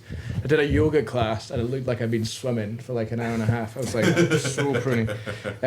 Was in Hong Kong for like 10 days, which was incredible. Would highly recommend. Hong Kong is very expensive, but it's amazing. And then was in Japan for about 4.5 weeks. Wow. I rented a camper van and drove from Tokyo to Kagoshima and back. Driving yourself? Well, yeah, driving in Japan's a very interesting choice because the public transport's so good. Was this your first time in Japan? First time in Japan. Is this to try and get cheap accommodation? I mean, I slept in a van, mate. Yeah, exactly. It was You've been travelling for 9 months, right? for 10 months. Yeah. Well, almost like a year, really. So before I left on this trip, I did 7 weeks interrailing in Europe, and I wanted to learn about distillation there.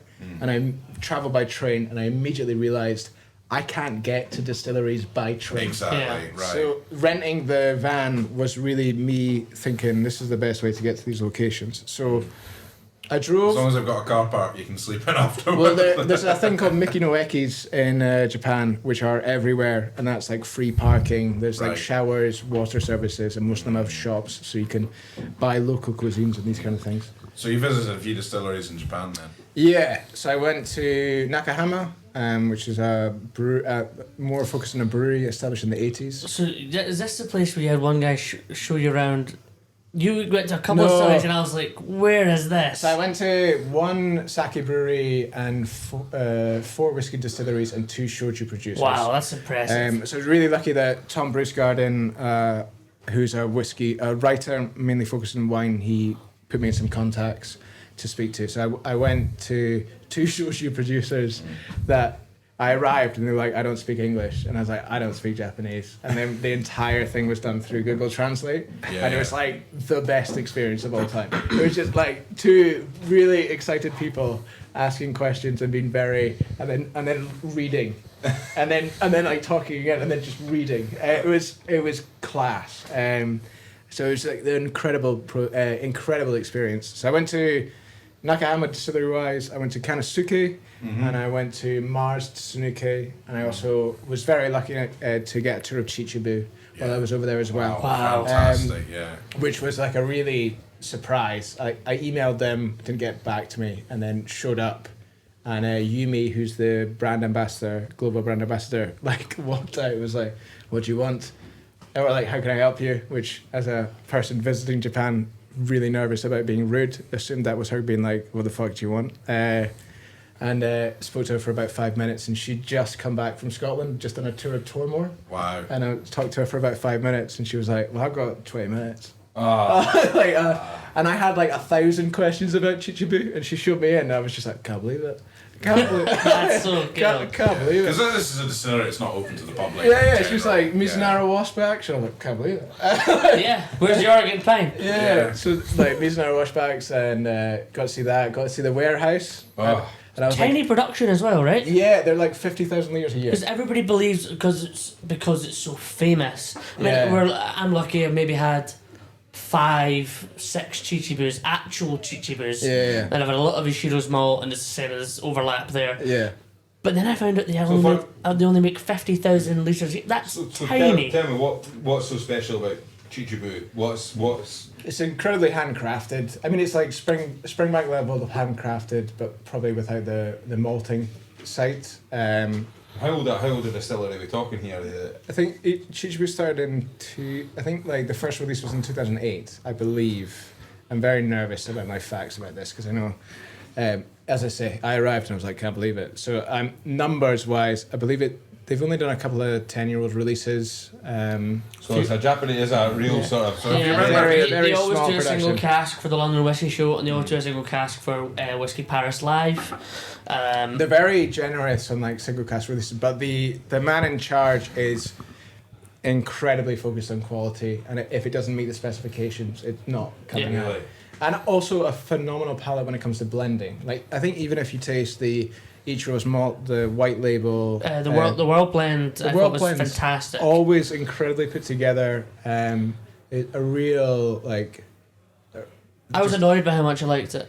Yeah, I think that's just something that's. It's very much my flavour as well. It's Yeah. like super boiled sweet vibes, like lots of like lime lollipops, that kind of thing. Yeah. Lime lollipops. But they've just released the On the Way 2024, which is all malted on site, which is like the first time a Japanese distillery's ever done that. Really? Which would be really cool to see.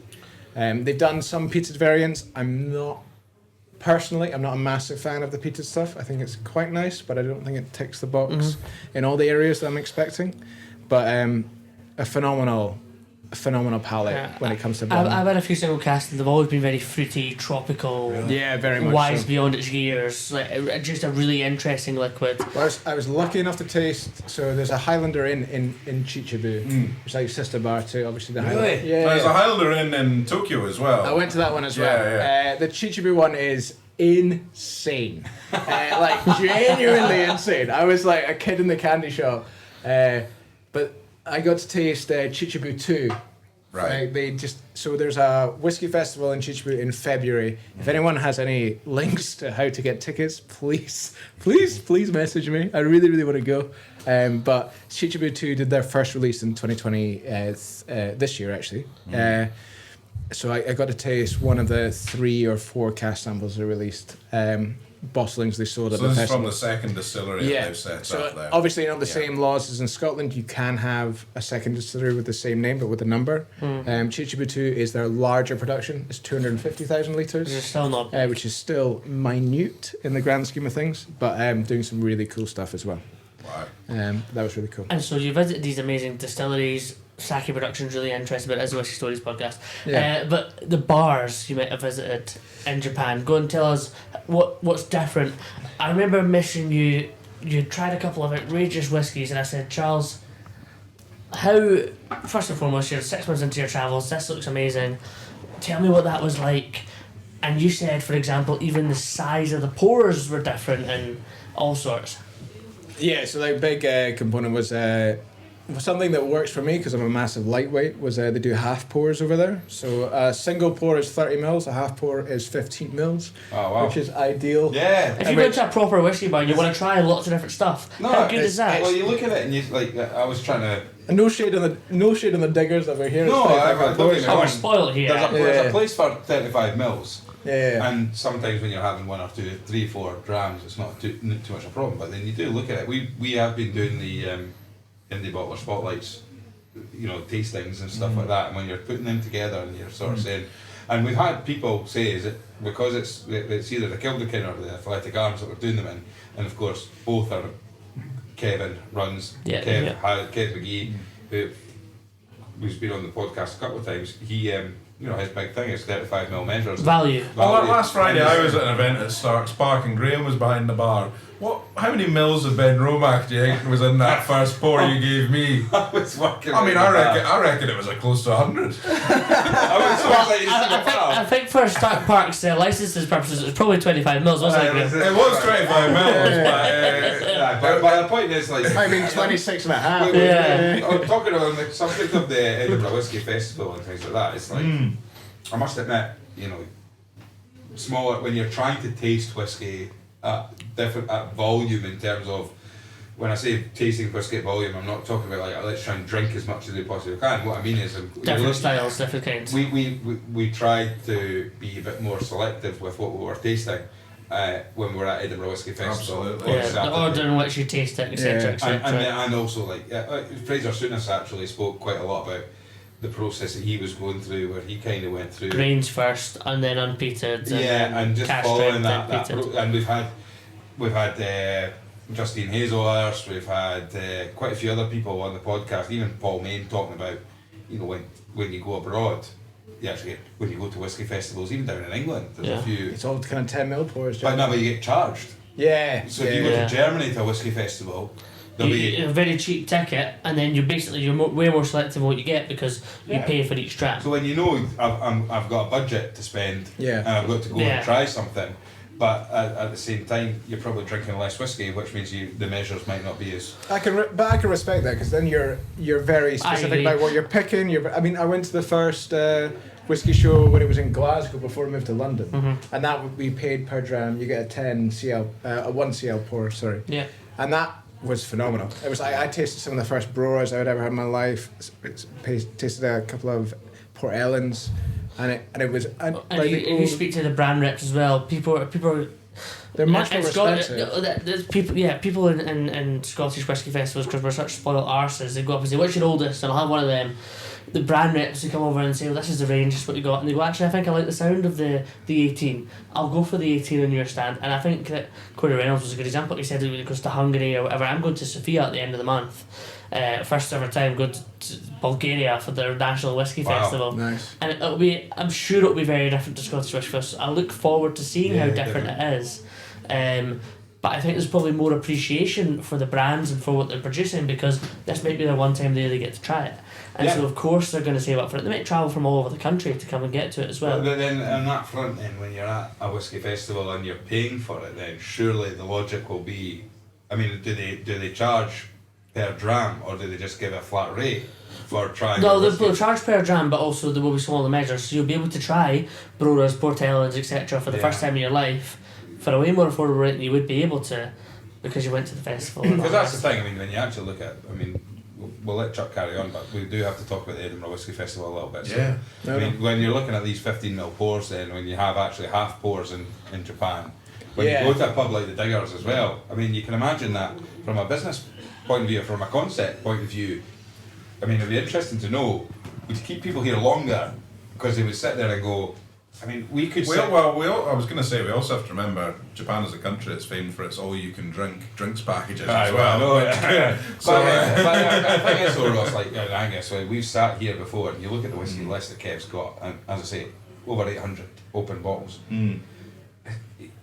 With 35ml measures, it'd be impossible to actually drink 7 or 8 whiskies at that level without being absolutely plastered and hammered, and actually trying to really enjoy and sample them. Because at 35ml times 5, 6, 7 drams, you're drinking a lot of whiskey, putting a lot of pieces of whiskey, a lot of pieces of liquid in your mouth, as Angus would say. I'm sure government health guidelines, how many units a week is that? However, if you were to say, like, look, there's a package where you could say, right, it's 15ml, but at the same time, then you can start looking at that whiskey bridge that he's got and go, okay, we've got 3 Caras, and we've got 3 Woodrow's new releases. At 15ml measures, you could probably make your way through all 6 of those on a Thursday night. But you can on 35ml. I really loved it, personally. I mean, like, I am a massive lightweight, and it's probably become more apparent as I've gotten older in life. It took me a long time to really be honest about it. But for me, I loved it. And some of the bars, like Aloha in Tokyo, was this incredible experience. A phenomenal Dave, who owns the bar, who's, I believe he's from Hawaii and he's moved to Japan, so he doesn't really speak Japanese. So I was like, oh, thank God. And a genuine, incredible selection of Scotch, an incredible selection of Japanese whiskey, and some really cool bourbon selections as well. And in a very small world moment, I mentioned the bar had been recommended to me by Fraser Robson from Scotch. And he pulled a bottle of Ardmore off the bar and was like, Fraser, give me this. Now, one thing you also did in Japan, talking about small world, and it just reminded me, you saw a bottle of Haddington House. I did. And of course, not only do I have a connection with Haddington, you very much have a connection. Well, you're from Haddington as well as me. I am, yeah. So a bottle of Haddington House in Japan. You'd presumably been alerted to its existence, and I think I might have heard. I think I heard about you talking about it on the podcast, and I've probably seen it like. So I mean, just to regale the story again very quickly, I was in Kanazawa. Okay. Is this not one of your first? It was one of my. It might have been. Well, I don't think it was one of my 3 drams. It wasn't one of my 3 drams. It was one of my whiskey stories in a bar in Kanazawa. I'd been on it. I'd had a few beers already. It was quite late at night. Yeah. I wasn't terribly into whiskey at that point. I mean, like you at the beginning, I knew regions, I knew Walked into this bar in Japan, quite a smart bar for Kanazawa, and it was like, I was only about 21 at the time, I think 21 or 22, and it was just at eye length behind the bar. There was this bottle of whiskey with Haddington House, the mind was blown. Did you have one?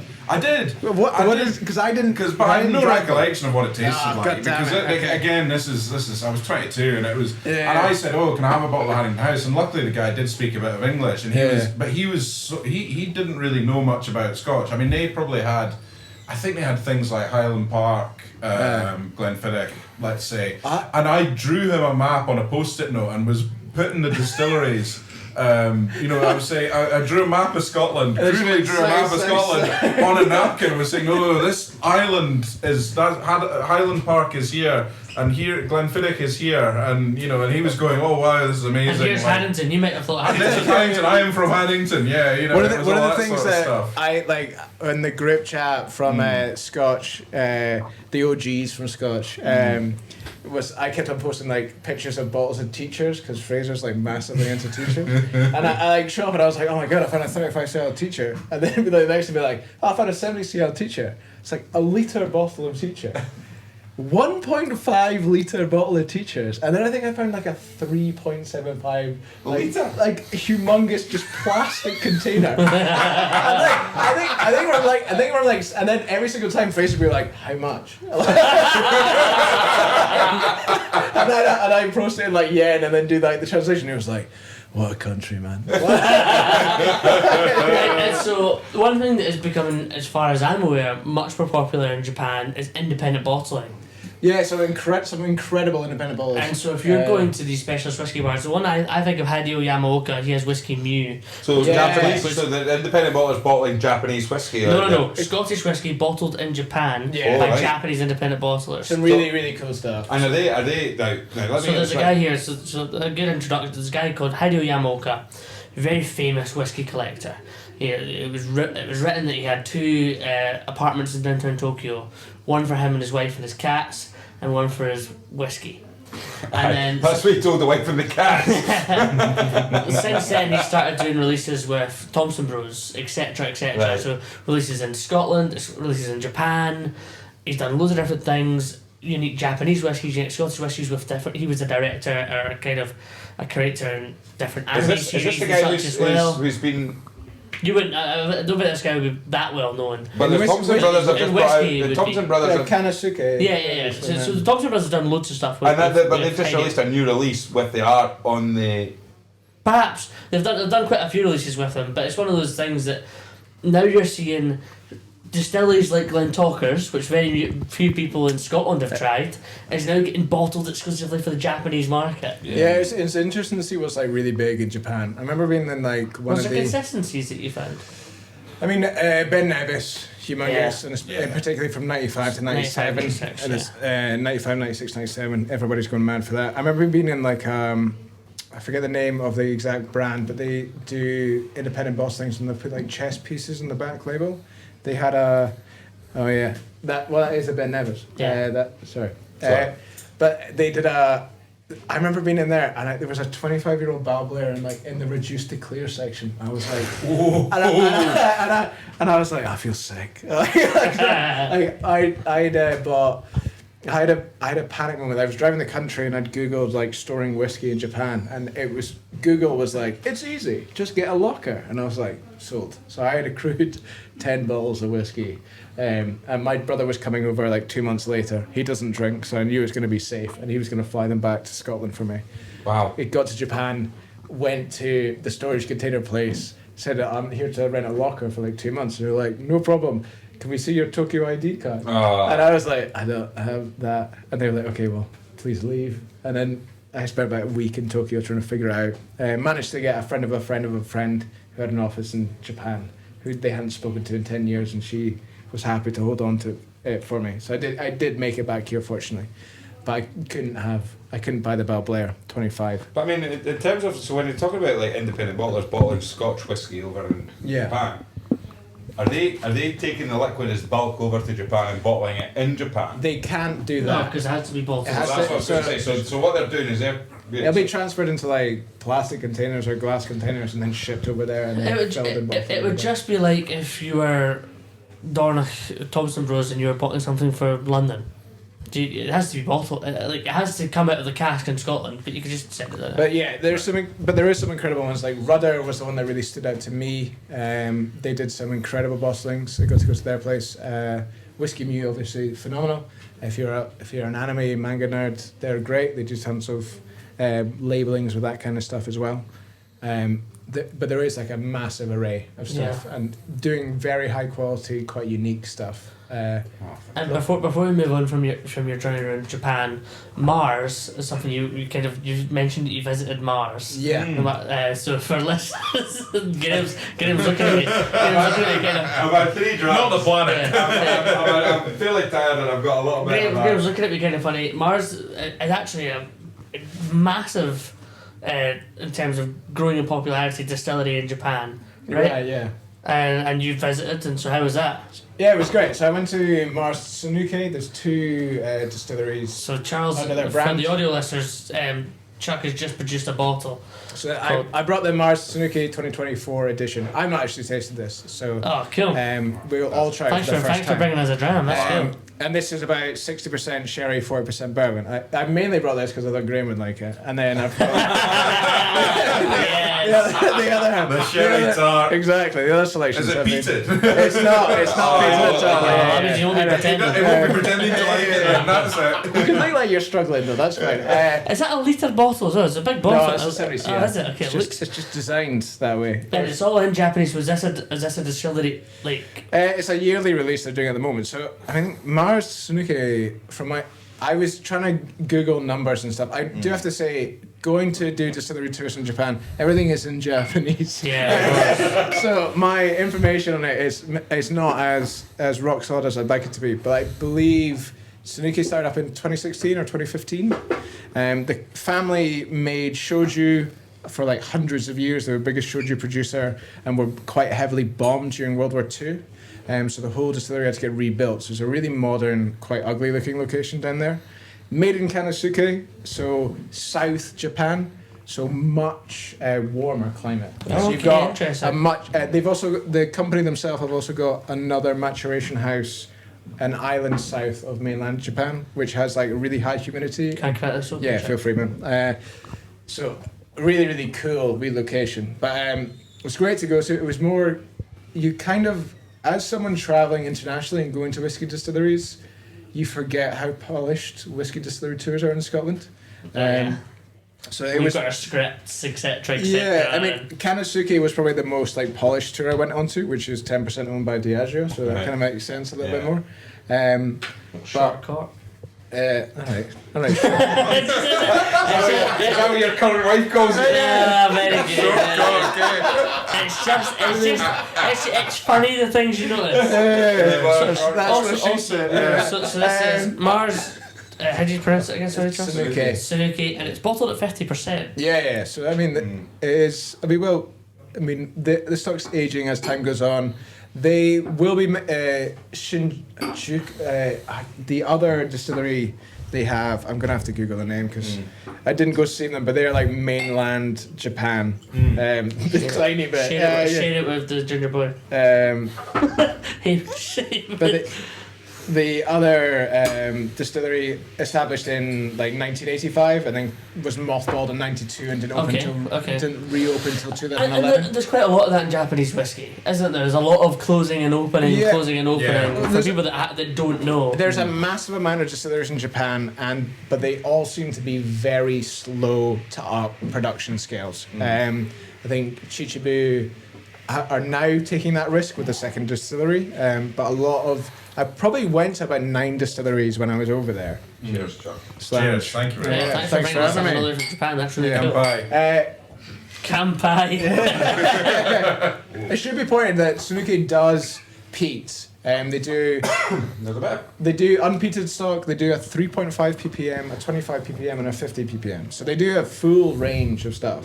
Those are Mars. There is peated stock in there. There is a tiny. I could definitely get a tiny bit. That's lovely. That's very nice. That's really tremendous. cool. I mean, probably should be a point that I should mention. I'm going to Japan in about 3 weeks' time. All right. Yeah. I have Well, to... get yourself a train ticket to Chichibu, mate. The Yeah, Highlander Ends. I plan to go to... I'm staying very close when I'm in Tokyo. I'm staying relatively close, a couple of subway stations away from the Highlander Inn in Tokyo. Okay. So I did definitely plan to visit that. If you've got any listeners who could have a connection without us reaching out, somebody could reach out to the Highlander Inn in Tokyo and just not let Angus in. That'd be great. The Highlander in Tokyo is nice. I could not recommend Aloha enough. Dave is delightful. He's so welcoming, and I would message them on Instagram because it's a really small bar. Okay. And Zootropic is another one. He's bottled a Mars Sanuke for himself, all bourbon matured, and he did a Shizuoka. Oh God, I've had like 4 drams and I'm getting very nervous. But he's done a couple of bottlings for himself that are really, really cool. That's cool. Shizokaya. Quite Gaia Flow is the name of the company, but they do some. I'm really excited for their product down the line.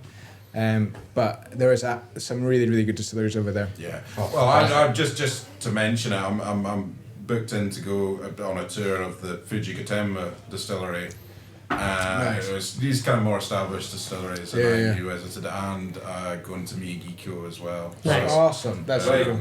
Well, There you go. We're running out of time this week. Yeah. No, whoa, we can't move on yet. Because we've got one more man's last. gotta go to bed. I know we've got one last slide before we get onto our free stories. I'm So I sorry. say he's got one more. So I haven't after even you- mentioned Australia. After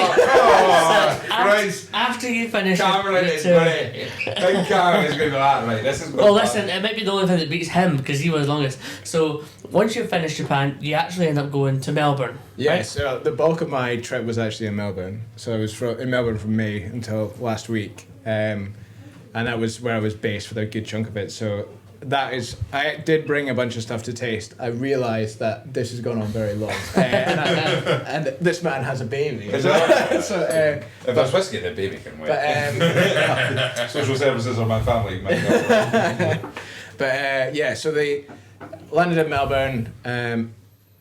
I'm not going to get into the details on the visa situation, but there was panic, and it all got resolved. Everything was fine, and then did manage to get a little bit of work, and I was working at a distillery called Bakery Hill. You worked at a distillery? Yeah, I was working at Bakery Hill in Kensington. They just moved there. They moved into Melbourne from Ballarat. How did that come about?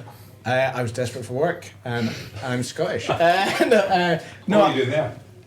I was mainly I did a day of brewing with them actually. That's really It interesting. was amazing. It's like the dream. It was really weird. I had my first week in Melbourne. I met the BA for Sullivan's Cove, Ali, who was phenomenally kind to me, and she was like, "Oh, I've got some guys join this tour." So I went and did a tour at Gospel, which is a 100% rye producer based in Melbourne. Did really, really cool stuff using all rye from Australia. Column distilled, a bunch of engineers made this distillery. Went down to Bakery Hill, did a tour there at their distillery, tasted the full range, and then went and tasted Sullivan Cove. Had just released the oldest whiskey they'd ever done. So I had a tasting of a 16-year-old refill bourbon maturation, 17-year-olds, first fill bourbon, 21, 23, and the oldest, which was a 24-year-old. Wow. Very much established. So Yeah, that's- which is a Tasmanian-based distillery, in case you don't know. And they've been the big award winner, really. There's a lot of Scots out there. Yeah, they were all kind of single cast releases. So the whole time I was just like, how have I done this? Yeah. But met the family at Bakery Hill, and Bakery Hill was the first distillery in mainland Australia since the new boom. So Lark's the owner there managed to change the laws around distillation in Melbourne. Wow. So I'm gonna concentrate this down. Maybe you'll have me back and I'll kind of Yeah, absolutely. But Bakery Hill is. I didn't love all the chat there. I love Bakery Hill. I cannot say this enough, but I was kind of like the whipping boy in the room. It was an Australian guy going like, "I went to Scotland. They say they couldn't do this here, but I've done it. So what do you have to say?" So and I'm really glad to be here.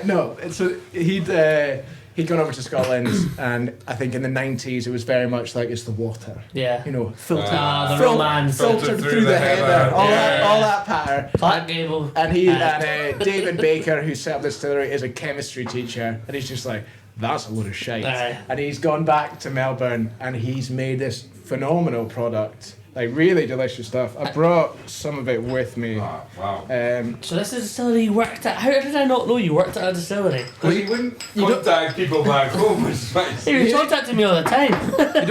I know. So I've got classic malt here. These are minis. There's a peated malt for yourself, and then there's a double wood there. And I've also got a bottle of the blend they've just released, so we can have a wee taste of that. Nice. That's really cool. So this is very kind. It's actually got the diggers. So that symbol is so where they were first based was like the gold panning area in Melbourne. Well, So I think we should all do a snippet score it on our miniatures at some other time, and we should have a wee taste of the blend as Charles takes us into his what 3 stories and what 3 drams. Okay, yeah, right. Well, And we'll come back for an Australia episode 2. Right, before that, I just want to know, as most people will be listening, going, right, what a story, what a journey, what an episode. But what's next for? This is what I was what's next for Chuck? Chuck? Are you desperate to be back behind the bar, or are you wanting to be distilling again? You've been back We or- didn't even mention the last word. We've got so much more to talk Oh about. yeah, to be fair, I didn't mention that. I didn't mention my job after COVID as well. Last word, love it, Anthony. You're a big fan of you. Big up Tony. Yeah. Yeah. I tried an Elijah Craig 18 there this week for the first time ever. Yeah, Outstanding. I haven't had a chance to go down to see him yet. I don't know, is the honest truth. I've been back. I had to come back. I'm back in Scotland for one of my best friend's weddings. It's his wedding on Saturday. It was the main reason I got back. A bunch of jobs came up like 5 days before I left, so I put my CV in for that. And if something comes up, that'd be fantastic. But if this trip has taught me anything, is I'm desperate to work in whiskey. I don't think I can do anything else. I refuse to pick rocks again. So it would be even if I am the most miserable bottle labeler in Glasgow, I think it would be a chip on. I'd be slightly proud of myself at the end of the day. Well, So what the plan is then, basically, whether it's here, whether it's anywhere around the world, you know you want to work in whiskey. Yeah, that's effectively the current stage. That's good, because when you do get that next job in whiskey, we can have you back on. You can talk about that. Oh. Yeah, thank you very much. Ross. So the blend that we're about to have before I get into 3 drams, this is a 5-year-old Bakery Hill, which generally Bakery Hill's matured in ex-Daniels casks, and it's a 10-year-old Moderna. Bakery Hills was a fucking fantastic name for a Great distillery. name. I love this product. So what's it? I mean, I said jokingly it's got the on the front of it, the diggers, but actually when you I'm looking around So it. does this also have Australian grain in it? Yeah, and it's an Australian single grain and an Australian single malt. That is all that is comprised of this. Got a Part shovel blend. and a pickaxe on the front of it. Yeah. What's the story behind this? So where they first set up the distillery was the gold mining town in Australia. That was one of the first areas. I'm very sorry, Australian listeners, because my history I'm about 4 drams deep. So it was the first place that they stood up to the British government and told them to go fuck themselves. And it's in homage back to then. And that was the flag that they flew. Was the Founded in a great year, 1999. You know? Oh, that's lovely. So this is either just come out or it's just about to come out. The distillery is really small production. They do. I can guarantee you they were the only people in Scotland that have tried it, and that's really cool. Wow. Well, I think we've struggled tonight. Banter. That's why I'm here. That's why I'm here. Come for a whiskey, stay for a chat. No, that's awesome. I get Thanks so upset much. about puns. That's as true. well. But honestly, you're actually now going to have to come on for a part 2. I hope you're okay with that. That's fine. As I say, I'm unemployed right now, so I have very little on the go. Well, listen, the fee will pay your rent for a while. So that's like, But yeah. Aye. Okay. Wow. right, what 3 drams? What 3 stories? I messaged you about an hour before the podcast. Yeah. Thinking, right, I know Chuck. He's taught me a lot about whiskey. He's had a lot of drams. He's travelled the world. He's had a lot of drams. Does he have his what 3 stories narrowed down? And you said What 3 drams? You said two what 3 drams are absolutely sorted. Yeah. And then you've got a wee Now, interchangeable. can I just say as well, actually, we had a chat on Saturday with your colleague Laurie Black. Alright. Betty. You went to the same school as all you boys. Exactly. Like Yeah. The old school ties strong in the Whiskey Stories podcast. Good to know that I'm the most successful out of all of them. You know, But what I would say is that we've joked a lot, Ross. Your job in whiskey right now is you work for Bevy, work with Bevy. Is that what's your And a whiskey specialist. Whiskey specialist at Nice. Bevy? And one of the things is Laurie. We've never actually really dived into Bevy. Laurie came on for a sort of 10-15 minute chat on Saturday as Bevy were such a big part of the Edinburgh Whisky Festival, and he explained what Bevy was to the listeners and things like that. But what I did explain to Laurie was, which is why I think the angle for sponsorship's really, really strong here, Okay, I know right, is that Laurie was explaining what Bevy was, and one of the things he was explaining about how you can take a photo of your bottle, you can keep your collections and stuff like that, but it's also a hugely valuable reference tool for being able to sit there and actually, I pulled out the Macallan Folio 5 out of the Bevy calendars. Are there still Bevy calendars available, or were they all sold out? We're not selling them at the moment. We're probably going to do new calendars for Christmas though. Right, keep your eyes peeled. We sold a lot of them at the We had festival a because it was fantastic- such a good. Angus and I got a calendar each, thanks to Bevy. Door number 1, I opened it early because it wasn't Christmas, but we wanted to try and have a feature because we needed some whiskey on the table, and I got my Macallan Folio 5. Whilst Holy shit. Yeah, So, we were selling the calendars. 12 whilst grams Laurie was for 50 quid. explaining Holy what the crap. concept of for £50 a calendar. Yeah, and so Right. that dram would cost you 100 Well, quid in a bar. Well, whilst Laurie was explaining what Bevy was, I was on the Bevy app typing in Macallan Folio 5, and I was able to find it on the Bevy app. It was listed as £1,350 for a bottle. Right, now what I explained to Laurie at the time as well was that actually you use Bevy when we're going through our what 3 drams, Yeah. because what will happen is somebody like Chuck will be on the show. Or like Pete mentioned Bailey Nickel Jarvie, Yep. which is a really old school blend, and so you're thinking, what the fuck's he talking about here? Because you've never seen it before. Yep. I've only seen it once, Yep. and so I got it up in the Bevy app and I just slid the phone to you and said, that's what it is. Regularly, Just if you so watch the detail. podcast, if we're sitting in the snug instead of the tiny little room that we're in tonight, you'll see when our guest mentions a whiskey, you'll see Ross will pass me his phone, and it'll be Ross because I write it. How do you spell Altavania? Yeah, Do you know? exactly. There's loads and loads of different things. Yeah. But my point is, for a sponsorship opportunity, the Bevy app would be ideal for the what 3 dram. I'll let you know. And what I need you to do actually right now is you can scan that blend, and I guarantee that you'll get a work email tomorrow morning to say that we don't have this. It's true. I actually took a photo of it because tomorrow I'm going to add this to There the you go. database. So this will not be. And what doesn't exist yet, right? It's So only going to be in Australia, I'm sorry to say. So it'll be retailing for about $95 a bottle. yeah, so there's no way Australian they'll bottle. scan it. Fantastic. Also, what's your thoughts on it? Because I think Love it's it. fucking amazing. It's brilliant.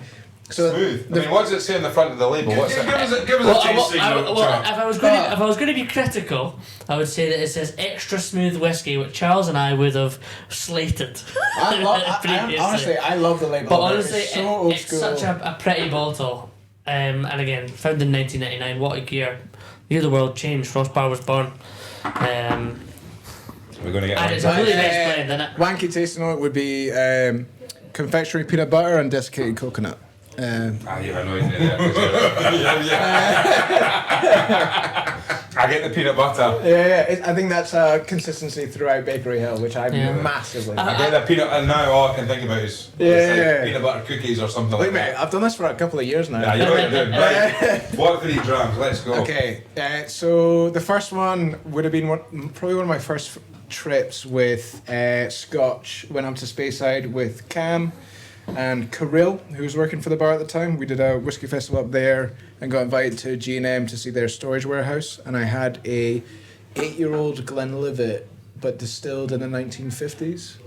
So it was peated, fully sherry cask matured. It had been in a sample bottle that clearly shrunk over the years. I think I remember having that, and I was like, I think I can do this forever. Still spending 1950s, but an 8-year-old Glenlivet. So very young, very sprightly. So wait a what? At some point in the 1950s, this had been distilled, kept for 8 years, bottled. Bottled. And put in Yeah, glass yeah. and then kept in sample bottles. It was like we were in the clinical tasting room at G&M. It was like they had so much cool stuff, but I had a 8-year-old Glenlivet, and I'm not upset about that choice one bit. And whiskey number 2, which is my wanky tasting note of the session, was Little Mill 12-year-old. I know Little Mill 8's come up a few times for you guys, but Little Mill 12, the OB bottling from them is the most vivid memory. The Flora and Fauna. No, Little Mill, not Rosebank. No, sorry, I've fixed Little Liquid. I don't remember my head. No, Little Mill. It's the most vivid memory I've ever had smelling a whiskey. Green bottle. No, the tall one with the yellow label. Oh, I never had that. All right. Sorry, here you go. Because you never lived, so, you know. There's a tasting note that's quite prevalent in Little Mill, from my understanding, and that is manure. And this Little Mill 12-year-old, to be a farmer's son and make very specific, is take your time, Angus. Yep. You know, breathe. Is pig swill, to be exactly precise. It's not hen pen, it's not manure, it is pig swill, which is shit from pigs for all the city folk out there.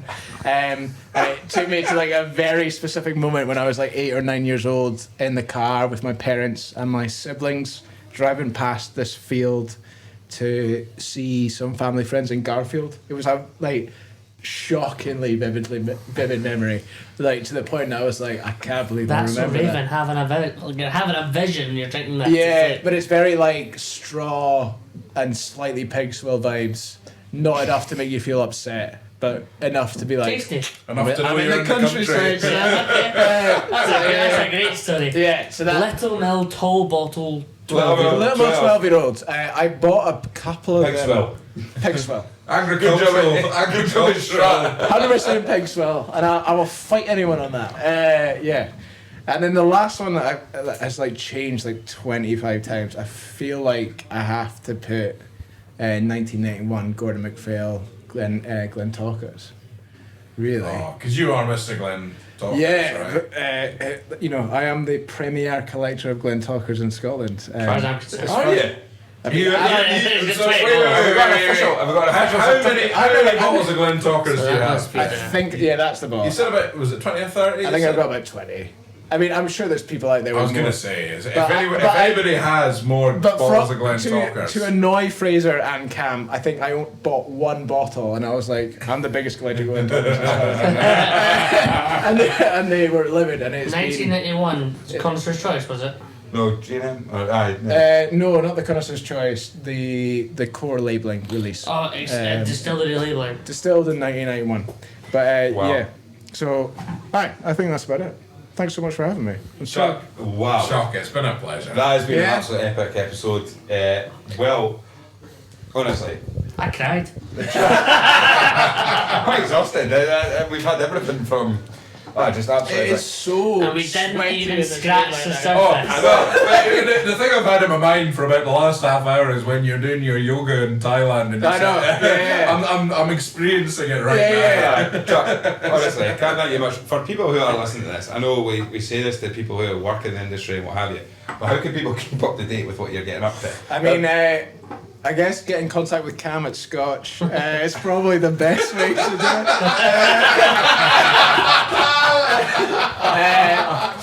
That's what your mum took that this Your Instagram's good, eh? You've got a great Instagram. I've got Yeah, my I'd Instagram recommend is anyone to follow that. C Kerr of Drink, the letter C KERR of Drink, all one word. I don't post a lot to the grid, but Lots of stories. I'm quite good. Stories are great, I'm quite good man. on stories. Need to Nobody add posts extra G the to your these bio. days. What are you doing? Because you've got lover of bevy or something like that. Bevy enthusiast. Bevy yeah. enthusiast. I We're need to getting add you another back on. V. We're getting you back on Yeah, task here, alright, because but- you're not going away on another. I'll world be tour here for that. at least the rest of the month. So, Right. And actually, this is probably a good opportunity. If you've listened, if you've enjoyed it, we'll put something up on the Facebook page as well. Put some questions in for Chuck about his travels as well, Aye. because that's a really cool opportunity. Not many people I know have visited the world and kind of worked in a distillery in Australia and all the rest of it. I mean, I needed a job.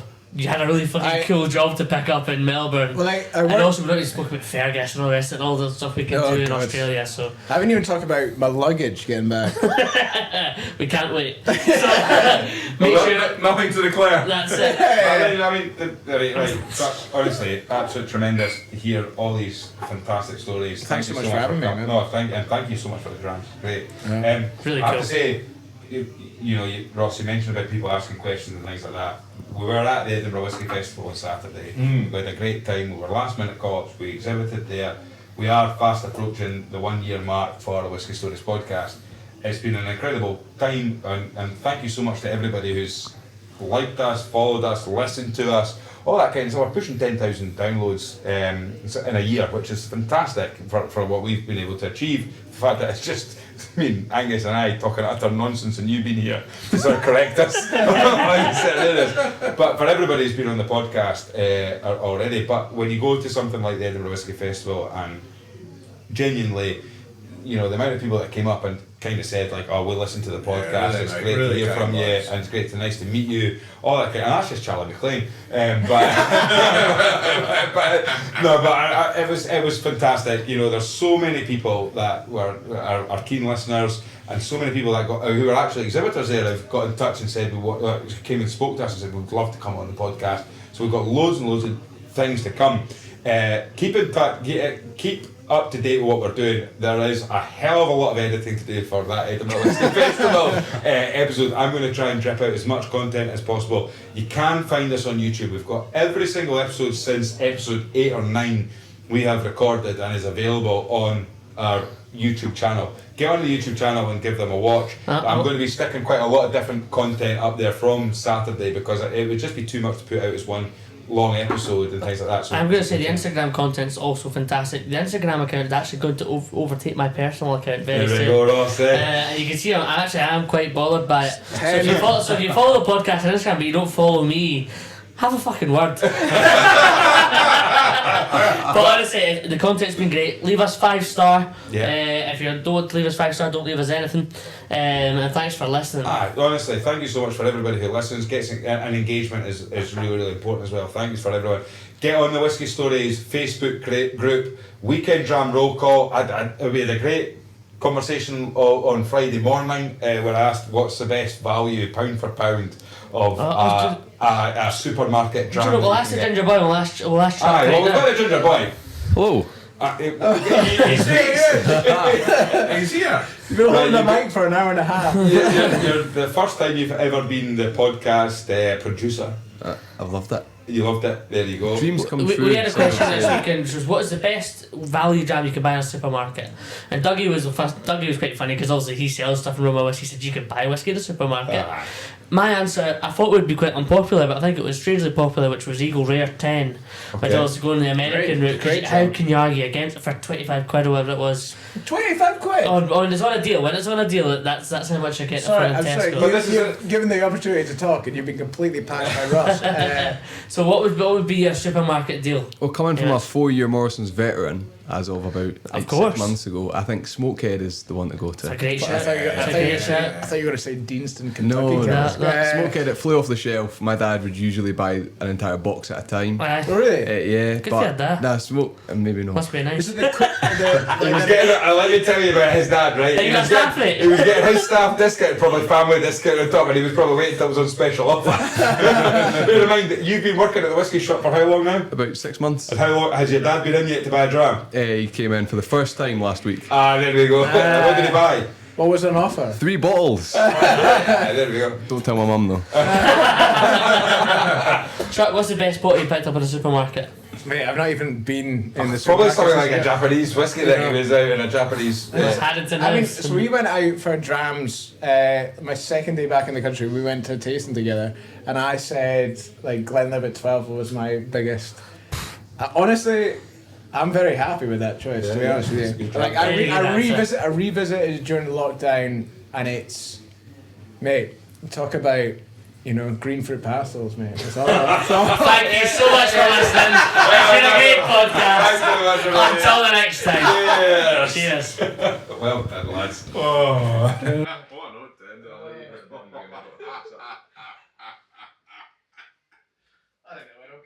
fruit pastels. How long we got there?